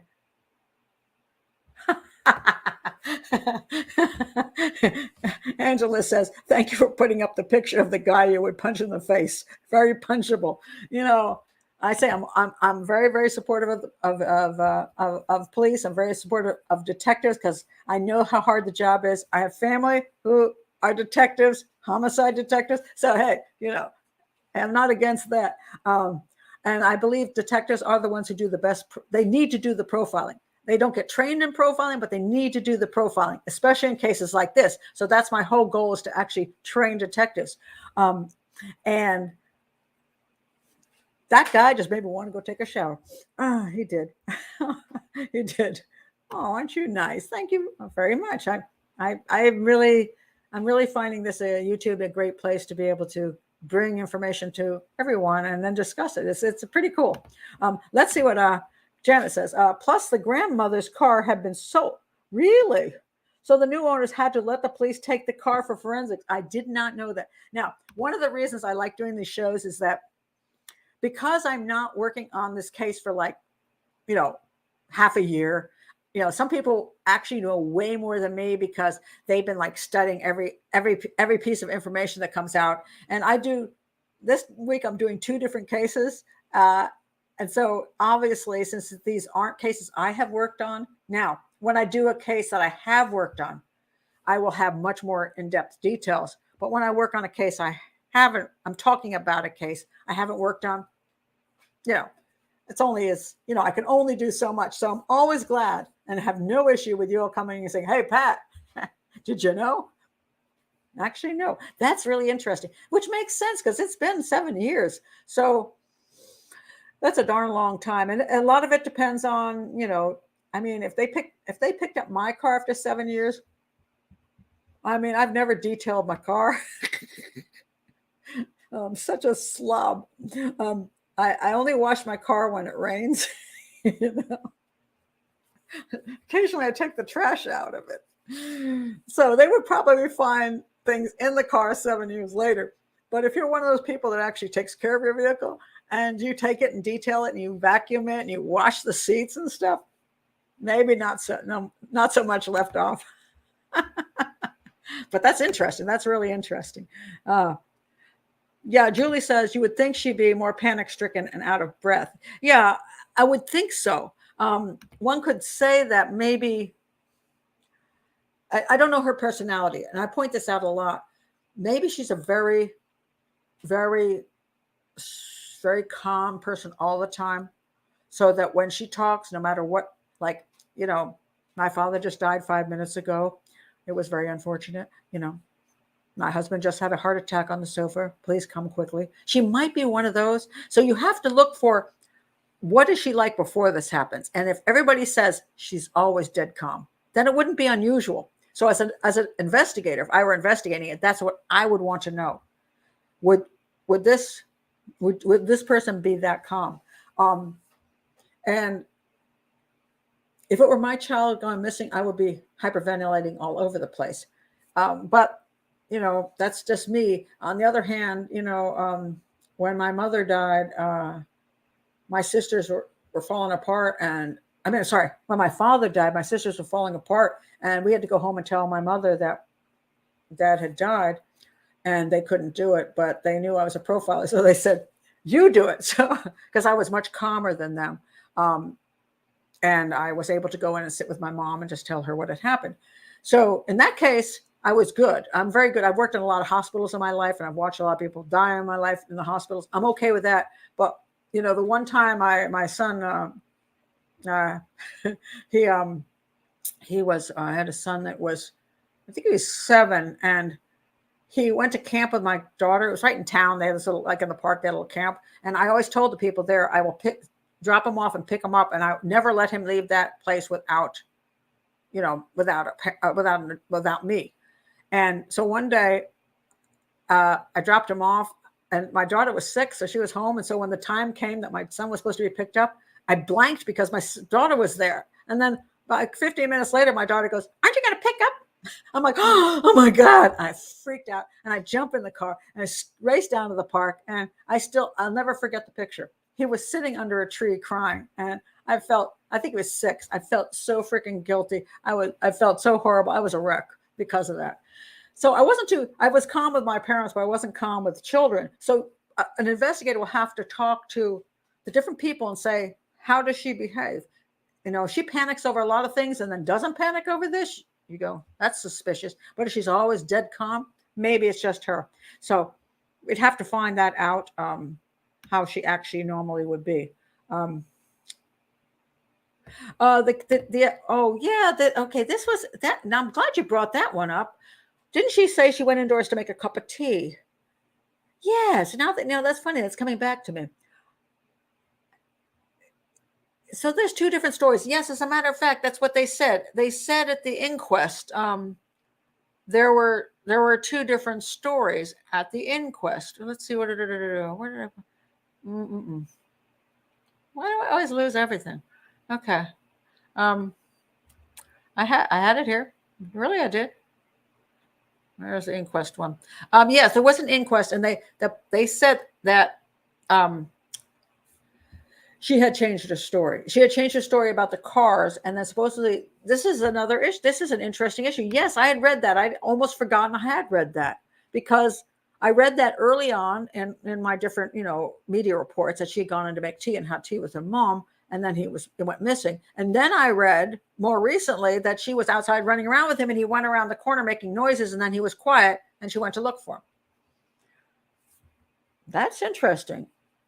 Has anybody heard both of the stories? Because I do think that's a little concerning. So if anybody come in with that and tell me whether they know both of those stories. Kat says, I thought police clear people from closest to the victim, then outwards. It's strange they didn't start clearing them until 7 years later. Yes, they made it. Well, I'll tell you one thing that does happen. A lot of times when you have a couple that has relative good reputation in the community. Same thing as Jean Bonnet case. Jean Bonnet's parents were fairly wealthy. They had a nice home. They were considered good parents. They were well known in the community. So when the police show up, it's not like they're giving wealthy people a break or anything like that. It's more a case of you just don't suspect anything, because when you're the police, you often go to houses which things aren't so nice. So you arrive and there's a problem. Something's happened with a kid and the parents are like crackheads. You know what I mean? It's a crack house. The criminal record is a mile long. There's abuse that has been going on for the last 5 years. In other words, these aren't 2 great people. So when you go to a house that's very nice, you see the children have play toys in the yard, and there's a nice puppy, and you talk to parents, you don't suspect them of having done something. So the normal response is, oh my God, the parents are calling us for help. The child has disappeared. We're going to go look for the child. And they do not suspect the parents' involvement. But regardless of that, once they can't find the child, they should always do due diligence. And they should just tell the parents right up, look, I know you're distraught. I know this is the last thing in the world you want to do, but we have to at least ask you the basic questions and do the basic stuff so we can eliminate you. So we never, ever have a question about you that, comes back, and causes problems. You can explain it well, and then the parents are more cooperative. But if you're going to be a jerk about it, the parents aren't they're going to say, well, go after, find my kid. Stop focusing on me. So, yeah.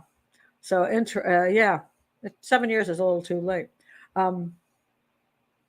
Trish says, I'm happy to catch live. Even better that you're doing William's case. Oh, I love your content. Thank you very much. Yeah. Well, I try to listen to everybody who's a subscriber, and you give me all these great ideas. And a lot of times there are cases I have not heard of. And so I put them on my list, and it's a long list now, but as I go through the list and I look at what's most relevant at the moment. If there's new news out on it, there's been a lot of new news on William's case. But I really hadn't known much about the case prior to subscribers saying, please do William's case. So when you ask me to do cases, I will research them right away, and then I'll put them on my list, and I'll let you know if it's like a case that's kind of hopeless and that I don't have much to offer. as far as analysis goes, and it won't make a whole show. Sometimes if you have a case, there's a couple interesting points, but won't make a show. I do that during my Hangouts. So go to my Hangouts. When you see the Hangouts, I've done 25 now. Just look at what's included. And sometimes what I'll do is I'll talk about a case, maybe just for 5 or 10 minutes, say, hey, here's a really interesting point about this case. I want to point this out. There's not more I can do about it, but this is really interesting. So sometimes I do little bits about certain cases that just don't justify an entire show. Let's say, Fran says, here in Australia, we're told that the foster parents were good people and not suspects. Well, you know, they appear to be good people, that's for sure. And originally they were not called suspects. They were not, but apparently now they become suspects. But the question is, I do see good reasons for them to be persons of interest. And again, that's different from suspects. I see why poor Bill was a person of interest. Guy was unlucky. He was at the house. He's in the area. He did have a little problem in the background, 30 years ago. He could have done it. He should be a person of interest. Even Bill didn't have an issue with himself being a person of interest. He said, I get that. It's just, why did I become the number one suspect? And why did they send the media after me? And why did they do all this other stuff to me? So should the foster mother be a person of interest? Yes, because it's one possibility. And there's some concerning things which you have to say, I'm having a little bit of trouble with the abduction theory. Doesn't mean it couldn't have happened. I'm just saying I had some problems with it. It's a little different than the Madeleine McCann case, which you can go to my Madeleine McCann case video where the little girl went missing in Portugal. That's a little different in the sense that she was in a flat and disappeared out of the flat. And that would mean somebody had to literally take her out of it. And there was not one shred of evidence that anybody ever entered or left. And the parents' stories were very, very suspect. And so there was a good reason in that case that the parents became suspects more than just persons of interest. Here, I would put the foster mother as a person of interest at this point, because I don't know that there's enough evidence to make her a true suspect. But I'm outside the case. I don't know. I just, it's questionable. It's just questionable. Let's see what else we have here.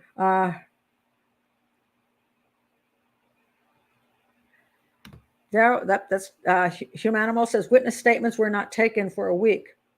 Wow. Yeah. I mean, you really, really want to get the witness statements just like that, because if you ask me what happened yesterday, I really do not know. I mean, my memory sucks. And once you go past a week or two and you say, did you see any cars outside that house on Wednesday?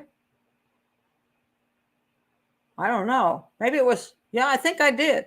Oh no, maybe it was Thursday. Or maybe it was Monday. Was it one car or was it two cars? See, your mind you can't remember very well. There was a guy across the street who saw a couple cars, and he said that he saw a car with a woman in it and a boy in a Spider-Man suit up against the window, and a young blonde woman driving the car away, and then a car following. And that was interesting until apparently it was a woman who was her son. So, so it's, want to get to the witnesses as soon as possible so that A, they remember, and B, they're not dead. Because go back 7 years later, the grandmother's dead. So you can't talk to her anymore, I'll tell you. So that's not going to work. Let's see. What? Oh, no. The mother you're talking about the grandmother, not the mother, right? I think the mother's still around. It's the grandmother who has died. Trish says, I'm shocked. I'm surprised they're focusing on the foster parents. Yeah, everybody's been surprised. I mean, this was, I'm going to put that link below, Media Watch. Oh my God, they're brilliant. I love them. They're like, so all of a sudden it's like, look, this is breaking news. It's like bombshell, and now, of course, it was bombshell when Bill got pointed at, and then it was bombshell, and the next guy got pointed at. Now it's bombshell that foster mom is pointed at. Yeah, so this was the recent breaking news in December, I believe it was. I may be wrong about that. But yeah, it was shocking. They put shocking because, people weren't expecting at this point that foster mom had anything to do with anything. And I myself, as I say, there's some things that put up red flags for me, but now that they've said there's child abuse against the foster parents on the daughter, I wonder, the two things are possible. One is there is some problem within the family dynamics. Maybe there's an explosive tempers. Maybe there are issues that the foster parents weren't as perfect as people thought they were. One of them, at least, that they maybe get angry and do something. Now, if they did something to the foster daughter, who's now like 12, maybe they did something to William when he's a 3-year-old boy, which will drive anybody over the edge. So did she lose her temper? The kid wasn't cooperating. He was being obnoxious. He ran away from her and she ran after him and she did something to him. I don't know. Is that what the police are trying to make you think? Is there really, the last time this went to court with Bill, the judge said, this is garbage and threw it out. Will this go to court and it'll be thrown out as garbage as well? Or is this a ploy? Again, is this a ploy? And it's a horrible, unethical ploy if it's a ploy. If it really happened, then it's concerning.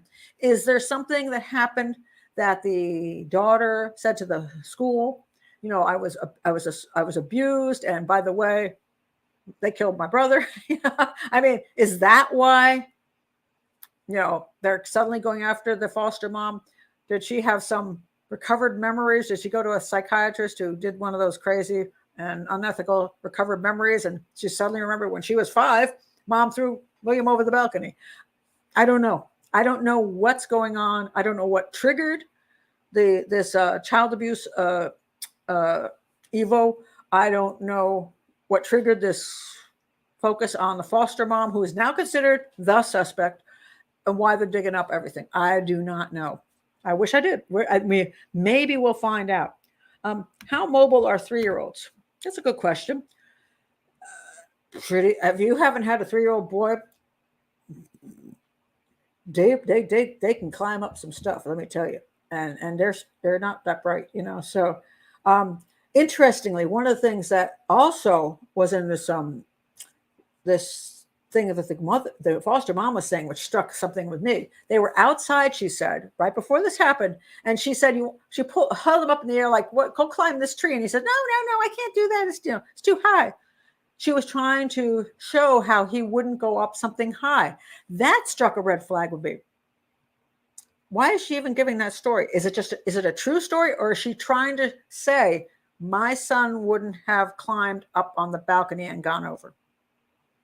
Sometimes when people are trying to cover up, they try to give another example of how it couldn't have happened that way.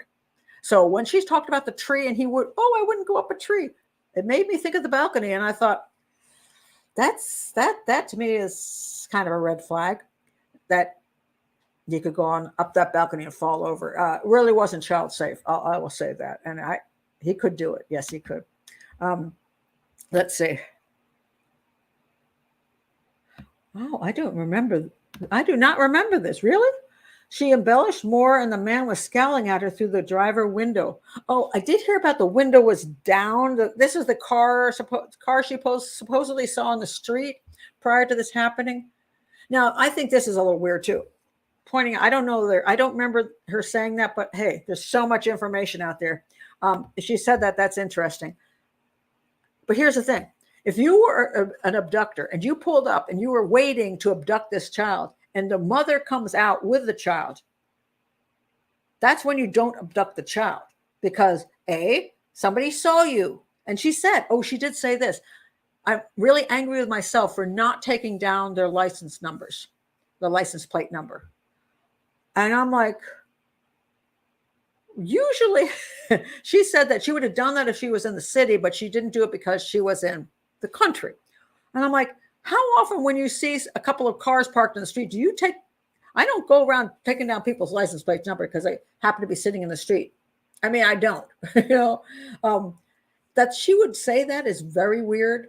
And that anybody who was sitting there thinking, I could get that kid, but he's with his mom and she's seen my car, so I'm going to still take him. No, you're just going to drive away and you're going to get another kid. So that's a very interesting thing. Oh, the old guy across the street. Okay, that's another. Yes, that was no. He focused on that was a second big suspect. I always thought it was the old guy across the street, the one Gary Jubilant focused on. Yes, that was. Let me see. I actually wrote that down. He's suspect number 2. His name was Paul Savage. He was his next one that he went after. Let me see. Savage was. See if I can find the information. I have too many notes. Oh, where's Savage? Oh, good Lord. I know I did something about it. No, maybe not. He was a second guy. And again, there was no proof he did anything. So, yeah. So they pretty much screwed his life up too. What is behind the house? Is there any water nearby? That I don't know. I'm sure if there was water nearby, they look to see if he drowned. I mean, that's like the number one place people would look. Ruled out Bill Spedding. Yeah, he had an alibi. He really did. A 3-year-old would scream loudly when a stranger grabbed him, I would think. You would think. But sometimes they do stupid things. I mean, I'm sorry. I always use the word stupid and children together. Just because sometimes they're stupid, Yeah, you think so, but sometimes they can say, hey, 3-year-olds don't think necessarily clearly. They might go, oh, look, there's something in the car. And the kid goes, really? Yeah, let me show you. And it's too late. So, yeah, you would think, but yeah.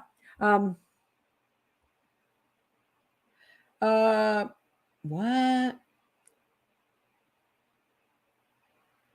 I'm not sure I understand that one, so I can't say anything about it.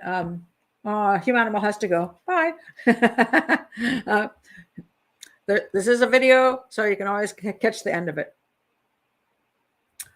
Well, Steve says she cared enough about him to take a photograph, but did she panic for some reason? I don't know. I mean, I say it's possible that. Yeah, he looked happy in the photograph. I mean, he did. He looked like a happy little kid. I mean, he doesn't have any. I don't see any bruises on him or anything wrong with him. He looked like he was having a good time. But in reality, things change in seconds. Things do change in seconds. I don't know if you've ever been around a 3-year-old boy, especially one with behavioral problems, it can change in a second, and you can become very enraged in a second too. I raised 3 kids.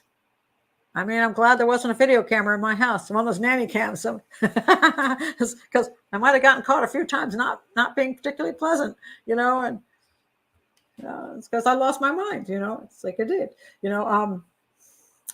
but they can drive you nuts, especially children who have attachment disorder. They can. When the child has attachment disorder, their response to you is not what you want it to be. You want to be mom, and they might not call you mom. They may not consider you. They may be cold towards you. They have a lot of issues. And so I don't know whether William had totally adapted to his home and was totally cuddly. Now, supposedly he had a great relationship with his foster father. That's said over and over again. But the relationship with his foster mother seems to be a little bit more questionable. So he may have some reason connected to the foster father, but not to the foster mother. And I say it's when you adopt a child or have a foster child, it's very difficult when that child is not responding. And when I first brought my son into the home, he didn't respond for a year. I mean, he did call me mom, but it was kind of like generic mom because, but it wasn't real mom. And I felt that distance between us, and it all changed one day because he did something annoying, and I yelled at him, and he went away to his room looking all sad, and I felt so guilty because I'm like, oh my God, here's a kid having trouble adjusting, and I've just screamed at him like an idiot, and I'm a horrible person, and I went up to apologize to him, and I apologized to him, and I said, hey, I'm sorry I yelled at you, but I yell at all of you. I yell at the other two kids too, because they're jerks too. And that doesn't, it doesn't mean I don't love you. It just means that, you made me mad. And the next day he started smiling and he started calling me a real mom. And do you know why? Because he realized he was safe, because for the first time he recognized that I could get angry at him and he wasn't going to be, this was still his home, and I wasn't going to put him out because I was angry at him. And that actually changed everything. Who would think that being a rotten parent for 5 minutes would actually help my child feel comfortable? But that, I know what it feels like to have that distance. And, I remember looking at him in the first year, just looking down on his little face in the bed thinking, gosh, I hope someday you see me as mom. It's tough. So I don't know what her relationship really was with him. He was only 3. She'd only had him for 2 years. And 3 years old is a crappy age anyway. And then you add on to that some kind of attachment disorder. I don't know whether she was frustrated with him or not. She could have gone back and forth between, oh, is he so cute? Let me take pictures. And oh, he's driving me crazy. But we don't know. And that's what a good investigation will find out. If she's been stable the whole time, if everybody's seen that they have a very close relationship, she never gets angry, that would be a good sign that she didn't do anything to him or didn't, harm him in any way. Or even in this case, it simply may have been an accident, truly an accident that she thought she would be blamed for and lose her daughter and a whole bunch of her life. And so she may have just done a cover up, and she really didn't harm the child. It was a horrible accident.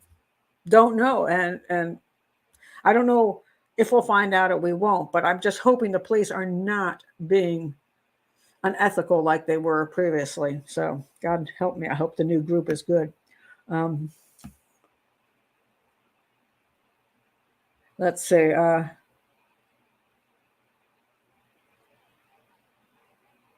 I'm just trying to read some of your comments to see if it makes sense here. Humanimal is saying something about trying to explain the sound roar was a squeal instead. And the foster mother is now charged with child abuse, not of William. Well, she can't be charged with child abuse of William because he's dead. So it's clearly that the daughter she's being accused of, and she's the only person of interest now. Yes, the interesting thing about the roaring, which I did consider too humanimal, so I think that's a good possibility. Her last memory could be of him roaring as he went over a balcony. He could have climbed up and gone, ah! And that's what she's changing into. He ran around the corner screaming, "Rawr!" That's people, when they don't tell the truth, often use bits of the truth in their story. And that's what makes it more seemingly truthful, because her emotion is correct. And part of that story is correct. I heard him go, "Rawr!" And she can put the emotion into it because it happened, just not then and not in that way. So that's often done. So that is an actual red flag again. I do remember reading about that and thinking that humanimal, is that because he fell off the balcony? But again, we have to be careful. A lot of times on the internet, people come up with theory after theory after theory, and they go crazy over them and say, this is the truth. No, it's not the truth. We don't know. It would just be part of an investigation. If I were working the investigation, I would point out the issues of the abduction, which I think are very improbable, but possible. I would point out some of the red flags I see with the foster mother and that what's happening during that day. And I would say, here's 2 things to investigate. And don't ignore either one of them. Let's see.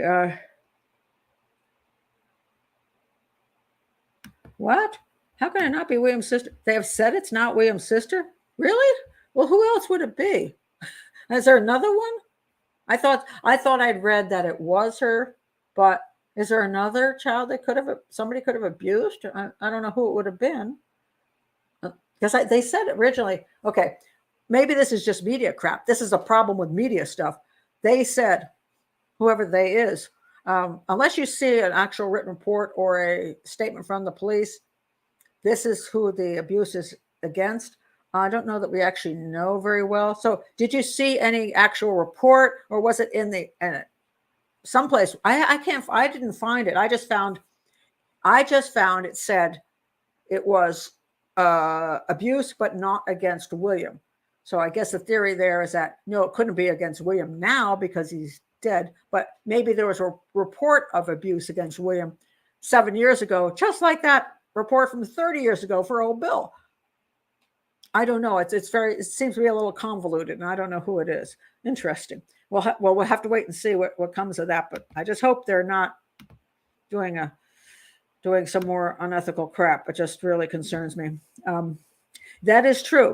Those detectives are off the case. Well, the original detectives were questionable. Then they brought in the guy I want to punch in the face, and he was real questionable. And he's off the case because he's now up on charges, criminal charges. So they got somebody else on the case. And I don't know. I'm hoping the third group is the good group, but I just don't know. Let's see.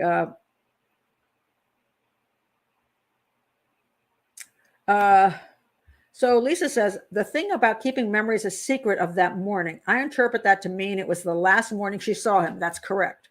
Still inappropriate thing to say. It's just weird because almost all parents whose children have gone missing would want to tell about they would want to tell the story of what happened right before they went missing. I mean, if nothing bad happened, and she did see, the weird thing is she did give the story about the tea. I do remember that now. She gave the story about her chasing him around outside and him roaring roar. So she has told that story. What other memories would you keep secret? I don't even understand why you would want to keep a memory secret so that nobody else knows about that. Really? I mean, if you're going to keep them secret, just shut the hell up about it and don't say anything. But it was a very weird statement. It's almost like, oh, I don't want to tell you what actually happened. And that is weird. It's just weird because, oh, he ate Cheerios for breakfast. I don't know what kids eat in Australia for breakfast. Marmite? No, what is it? What's a popular Australian breakfast? I don't know. But let's say Cheerios. And I mean, would it be a memory you want to keep secret? No, I don't want to let anybody else know. The last meal he had was Cheerios, and I want to keep that to myself. I mean, it's just odd. Usually people want to share their last memories of their children because they want people to see their children and how much they loved them and how cute they were and all those things. They want them to remember the last memories, not hide them. I mean, I don't even understand the statement. So it is a red flag. It's very inappropriate. And I didn't get it. I mean, so when sometimes people are just weird. And sometimes they're emotionally upset and they say strange things. So we have to keep that in mind. But when you're an investigator and the red flags go up, you have to look at it. Even if you want to say, hey, people are all different. They all handle tragedy differently. They all have different kinds of emotions. You can say that all you want. But if there's a red flag, you got to take a look at it. You just have to. Somebody brought that up. Possibly that he disappeared before that morning. And that's possible. I mean, something could have happened the night before. The question always has come down to the picture, which had a timestamp on it, which supposedly said he was alive that morning. And then we would have the foster father left the home and supposedly then found out and came back. And his reaction seemed pretty genuine, in my opinion. So either something happened when he was out, the child was either abducted or had an accident or whatever. But if it happened the night before, then the foster father would also be in on it from that moment. So don't know, but it has been suggested. So I would assume doing a good investigation, you would do everything you can to make sure that the time frame is correct, and that that the timestamp was correct. One interesting thing about the 20 minutes on the phone call. Sometimes when something something goes bad, you're not going to call up and say 2 hours ago this happened, because then people are going to question the 2 hours. But if you can just say something happened 20 minutes ago, people will say you didn't have time to harm him or have him, have an accident, do something, find out, and then put him in a vehicle and then remove him and then get back. You wouldn't have had time. 20 minutes takes away the time frame of anybody who is there doing anything about William. So if the time frame is absolutely accurate, it was just 20 minutes, The foster mother's not involved. The foster grandmother isn't involved. It's impossible. So it's interesting because most people take longer to report a missing child because they spend a lot more time searching. And this was an unusually short period of time, which could either mean she panicked quickly or she wanted a very short time span so nobody could question that she was involved in anything that happened to him. So that's something they're going to be looking at. Let me see what else you have to say here. Well, no. Do you think they could have removed the other foster child as protocol for safety, given that this child is missing? Yeah, but it's been 7 years. They left the child, the 5-year-old child, they left there for 7 years. So if the household were truly dangerous, they wouldn't wait 7 years to remove the child. I would say they did not believe the parents were involved. Also, by the way, it's pretty abhorrent. If you do not have proof that the parents are involved, you don't take a child away from them. That's what they did to Bill, poor old Bill Spedding. They took his grandchildren away from Bill and his wife, the grandparents. They took the children away based on a suspicion without proof. That to me is unethical and cruel to the children and cruel to the grandparents. It really tore them up. And that's why they got sued. So again, there's no no way to prove that the parents did something to a child, you can't take away the other children. I mean, that's innocent until proven guilty, I would hope, and I would hope that it would include the children. So let's see, a couple more comments here.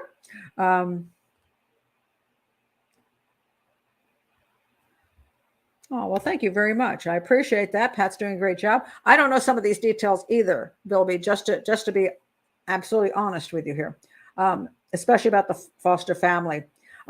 There's so many details. But again, this is an educational channel, not a crime-solving channel. I'm just trying to help people understand all the issues involved in profiling a case, analyzing the crimes, and what the police investigation should be doing. Not necessarily that they always do that, but how it should be handled, just so we could, hopefully have better results.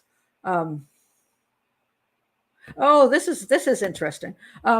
Yes, this is true. I did see this. The media was there with their cameras, which is, I think they were there with the cameras. 1 week later, the foster dad did his walkthrough. Yeah, they did a weird walkthrough, which then they followed around and said, this is what happened. Again, the media shouldn't have been there, in my opinion. But anyway, there's this concept today that the media should be involved in everything, that they should be able to hound the living hell out of everybody, that when a child goes missing or a murder happens, that everybody owes the media interviews and owes them to talk to them whenever the media wants. And I think the media needs to stand down. It's really disgusting. It really, truly is. I wish there was some kind of laws against allowing the media to hound people the way they do. It's appalling, absolutely appalling.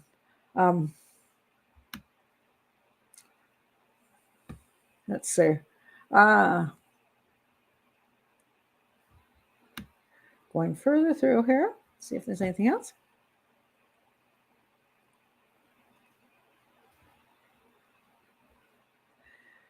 Well, I always warn a little bit about corrupt law enforcement. Generally speaking, I say I'm very supportive of law enforcement. But every organization has its bad apples. It does, and sometimes, that plays out. I think most of the time detectives do their best because a missing child is they wanted to find William, and if William was murdered, kidnapped, and raped and murdered, they want to find the son of a bitch who did it. Let's face it, that's what you want to do because they have children too. Detectives have children, and they go in, and I can tell you, any homicide detective that has had to walk in and come into a crime scene and see a dead child, they don't sleep. It's like they're looking at that child thinking that's child like my child. It's horrible. When you're working sex abuse cases, so if you're on the sex squad and you have to listen to a 5-year-old girl tell you what her stepdaddy did to her, and then you have to go home to your 5-year-old daughter. Let me tell you, detectives want to solve cases. They want the bad guys off the street. The problem is sometimes the methodology, they haven't had the proper training. They don't analyze it properly. They jump to conclusions. They go with their gut, and then bad things happen. And I think that's what happened in this case. Let me see what else we have here. I don't have a problem with this. One of the issues with Australian cases is the strict privacy legislation. That means very limited information available to anyone besides law enforcement and journalists. I don't know that I object to that, because all the crap that's happening on the internet now, where these internet hordes of people with torches and everything going after people they suspect, I think is not a good thing.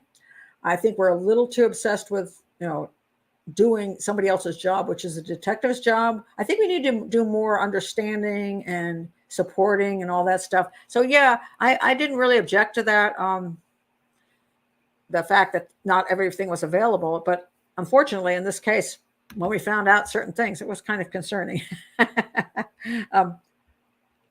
Why would anyone encourage a 3-year-old to climb a tree? Well, Julie, that is a good question. It was a weird thing. I mean, okay, if it's a little tree, you might say to your kid, hey, would you like to climb the tree? Okay, I'm not going to say you wouldn't say that. Yeah, you're playing around. Hey, he's a boy. You want to climb the tree? Okay, I don't think that's that bad.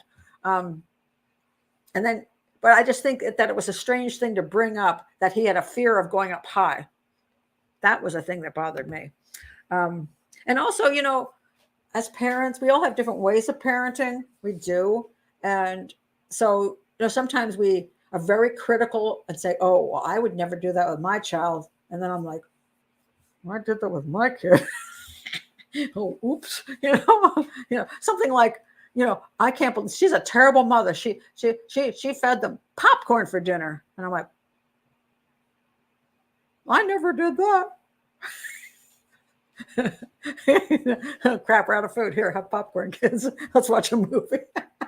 Maybe dad will bring something home. I mean, when you raise kids for so many years and you got so many kids around, all kinds of crazy things happen. Sometimes we're not perfect parents. The idea is to be good parents, not perfect parents. My kids grew up; they're all fine. Thank God. They probably have bad stories about me. Yeah. They'll rat me out one day, write a book about mommy dearest, But, I believe I was a good parent. I was a homeschooling mom. I stayed home with my kids most of their lives. We did all kinds of, wonderful things. They were in Girl Scouts and Boy Scouts, and they did piano lessons, and they were on, baseball teams and all that crap, They had a good life, I believe. But, there were days where I'm glad the video camera wasn't there, Thank God it wasn't like today, where there was a lot less video going on back then. Let's see what else you have here.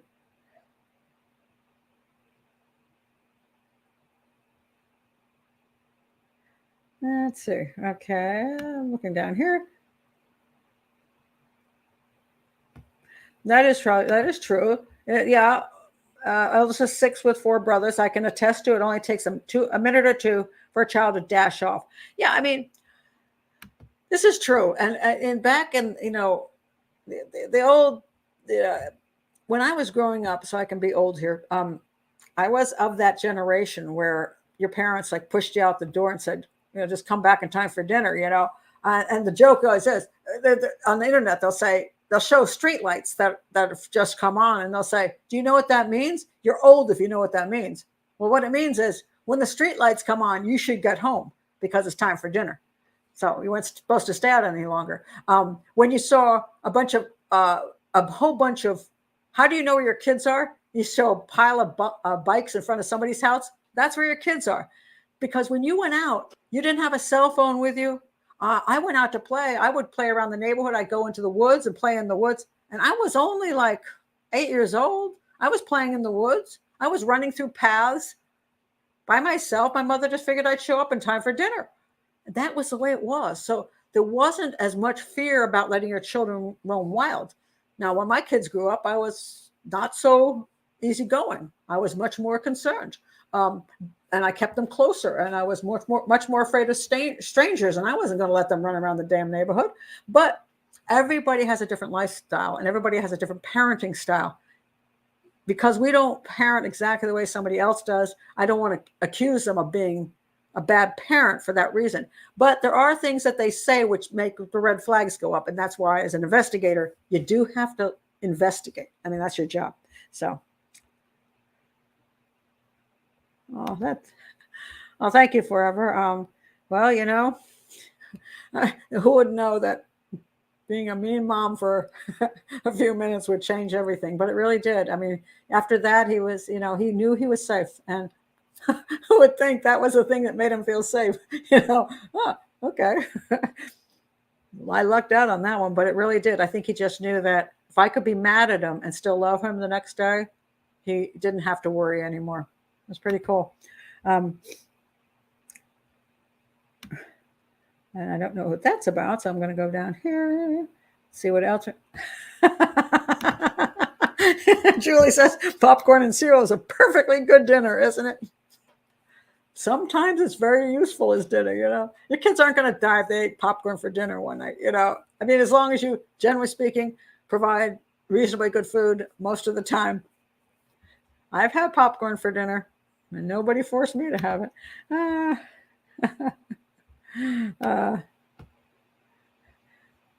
Oh, that's nice. I parented with intention, love intention. That's very nice. I think I've finally reached the bottom here. You're talking about wild children? Yeah. Boys, I always point out the difference between boys and girls. I mean, these days people say there's no difference, but okay. So girls are sneaky, boys just do wild stuff. So, a girl has her, she steals your cookies. She's like hiding them someplace and gets rid of all the evidence. A boy's standing there with his hand like this. You're like, what's in your hand? He's like, nothing. He opened up his hand, the cookie crumbs are, and then you go, did you have a cookie? No. It's like, you're such a boy. Yeah. But yeah. So boys are wilder, and especially those who have some, maybe some emotional problems. They can be very out of control.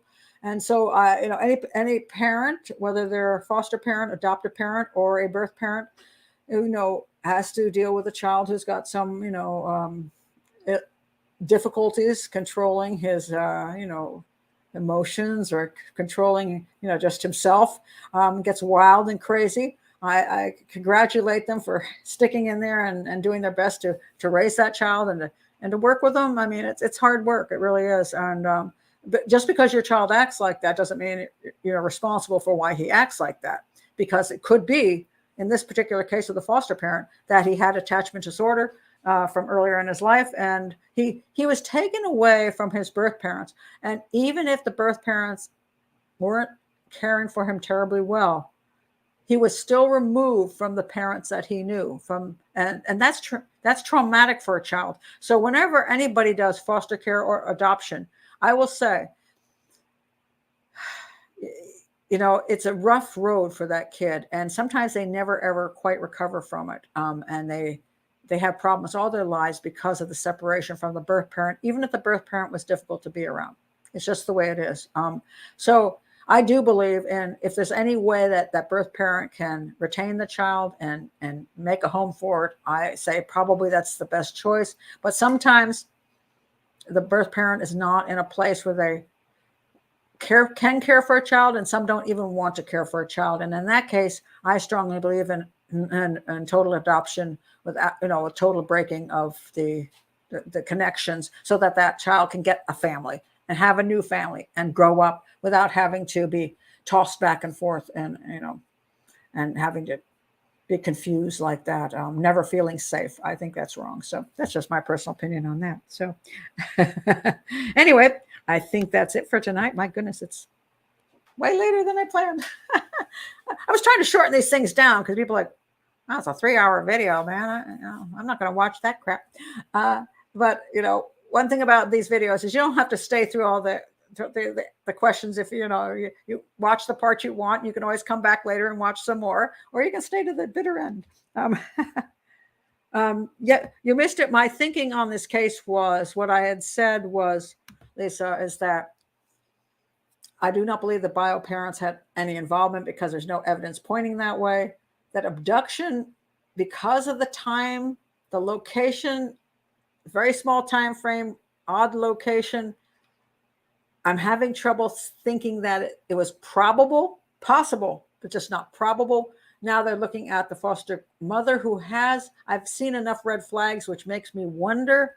I would have her as a person of interest. Maybe they have enough to make her a suspect, but at this point, I would have to say we have to wait to see if they have any real evidence other than the red flags that I particularly saw and were concerned about. So, you know, we're going to have to wait and see because of these kind of squirrely behavior of the police early on, how they handled other persons of interest and seem to go after them in really concerning ways and ignoring evidence and ignoring alibis. And because of that, I'm not sure I'm comfortable with what's happening right now. But I don't know. I mean, we're going to have to wait and see what the evidence really is. And so far they've come up with nothing apparently. So they've dug up the whole area. They have dug the heck out of the area.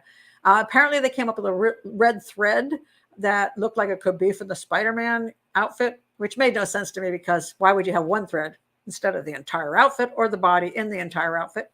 One thread, and then it seems like it didn't match to anything. So I don't think they came up with any actual evidence. So if that's true, why is that true? Is it because the foster mother isn't involved?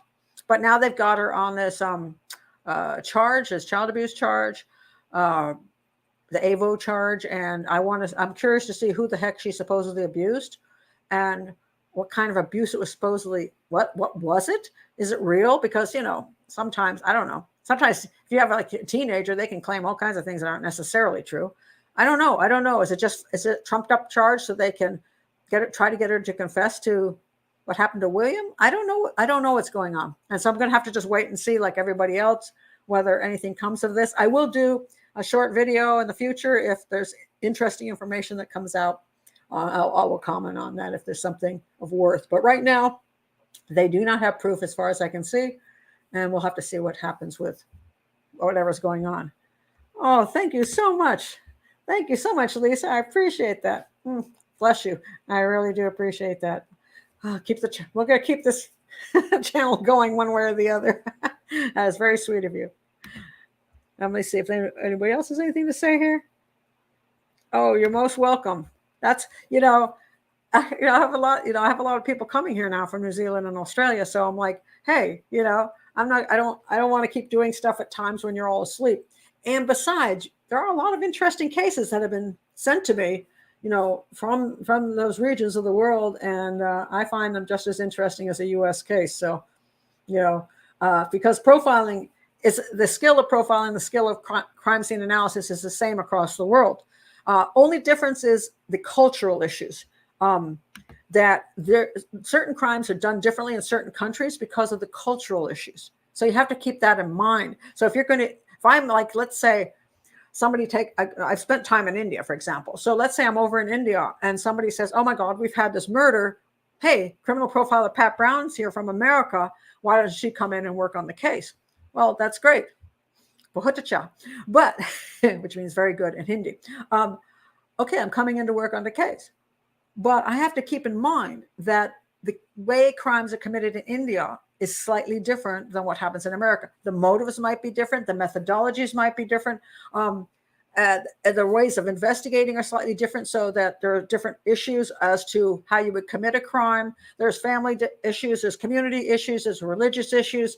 I have to know these things so that if I'm going to investigate, I have to start talking to people and saying, culturally, what is the truth here? So that I don't misinterpret, because that would be true in America, but it's not true in India. So the methodology is the same, but you have to keep in mind the cultural differences that affect the crimes and the investigations. So, and most welcome, Molly, too. I say I find every one of them interesting. So I appreciate it, Julie. Thank you very much. I had a great time here again this evening. And so I will be back on Sunday if you're from Australia or New Zealand, you will be sleeping. But I'll be doing the Canadian case of the billionaire murders of the Shermans. Sherman's, that was a couple that was murdered. Well, let me put it this way. They were suspected to be murdered in their home. So that's going to be a very interesting case. So that will be on Sunday, 3 p.m. U.S. Eastern Standard Time. Most welcome, Carrie. Glad you were here. And yes, this was it's a fascinating case, and I've learned a lot about it. And I hope to learn a little bit more about it in the next months, where maybe something will come to light. But I hope it just doesn't all go dark now, and then we just never have a clue, what really is going on. So it's been 7 years. It's not a good sign. But anyway, again, thank you all for being here. It's been grand, and I will see you maybe on Sunday, or in 2 weeks. I'll be doing another show that will be maybe this time again. So for you folks who would like to join and who won't be asleep, that would be grand. So see you then.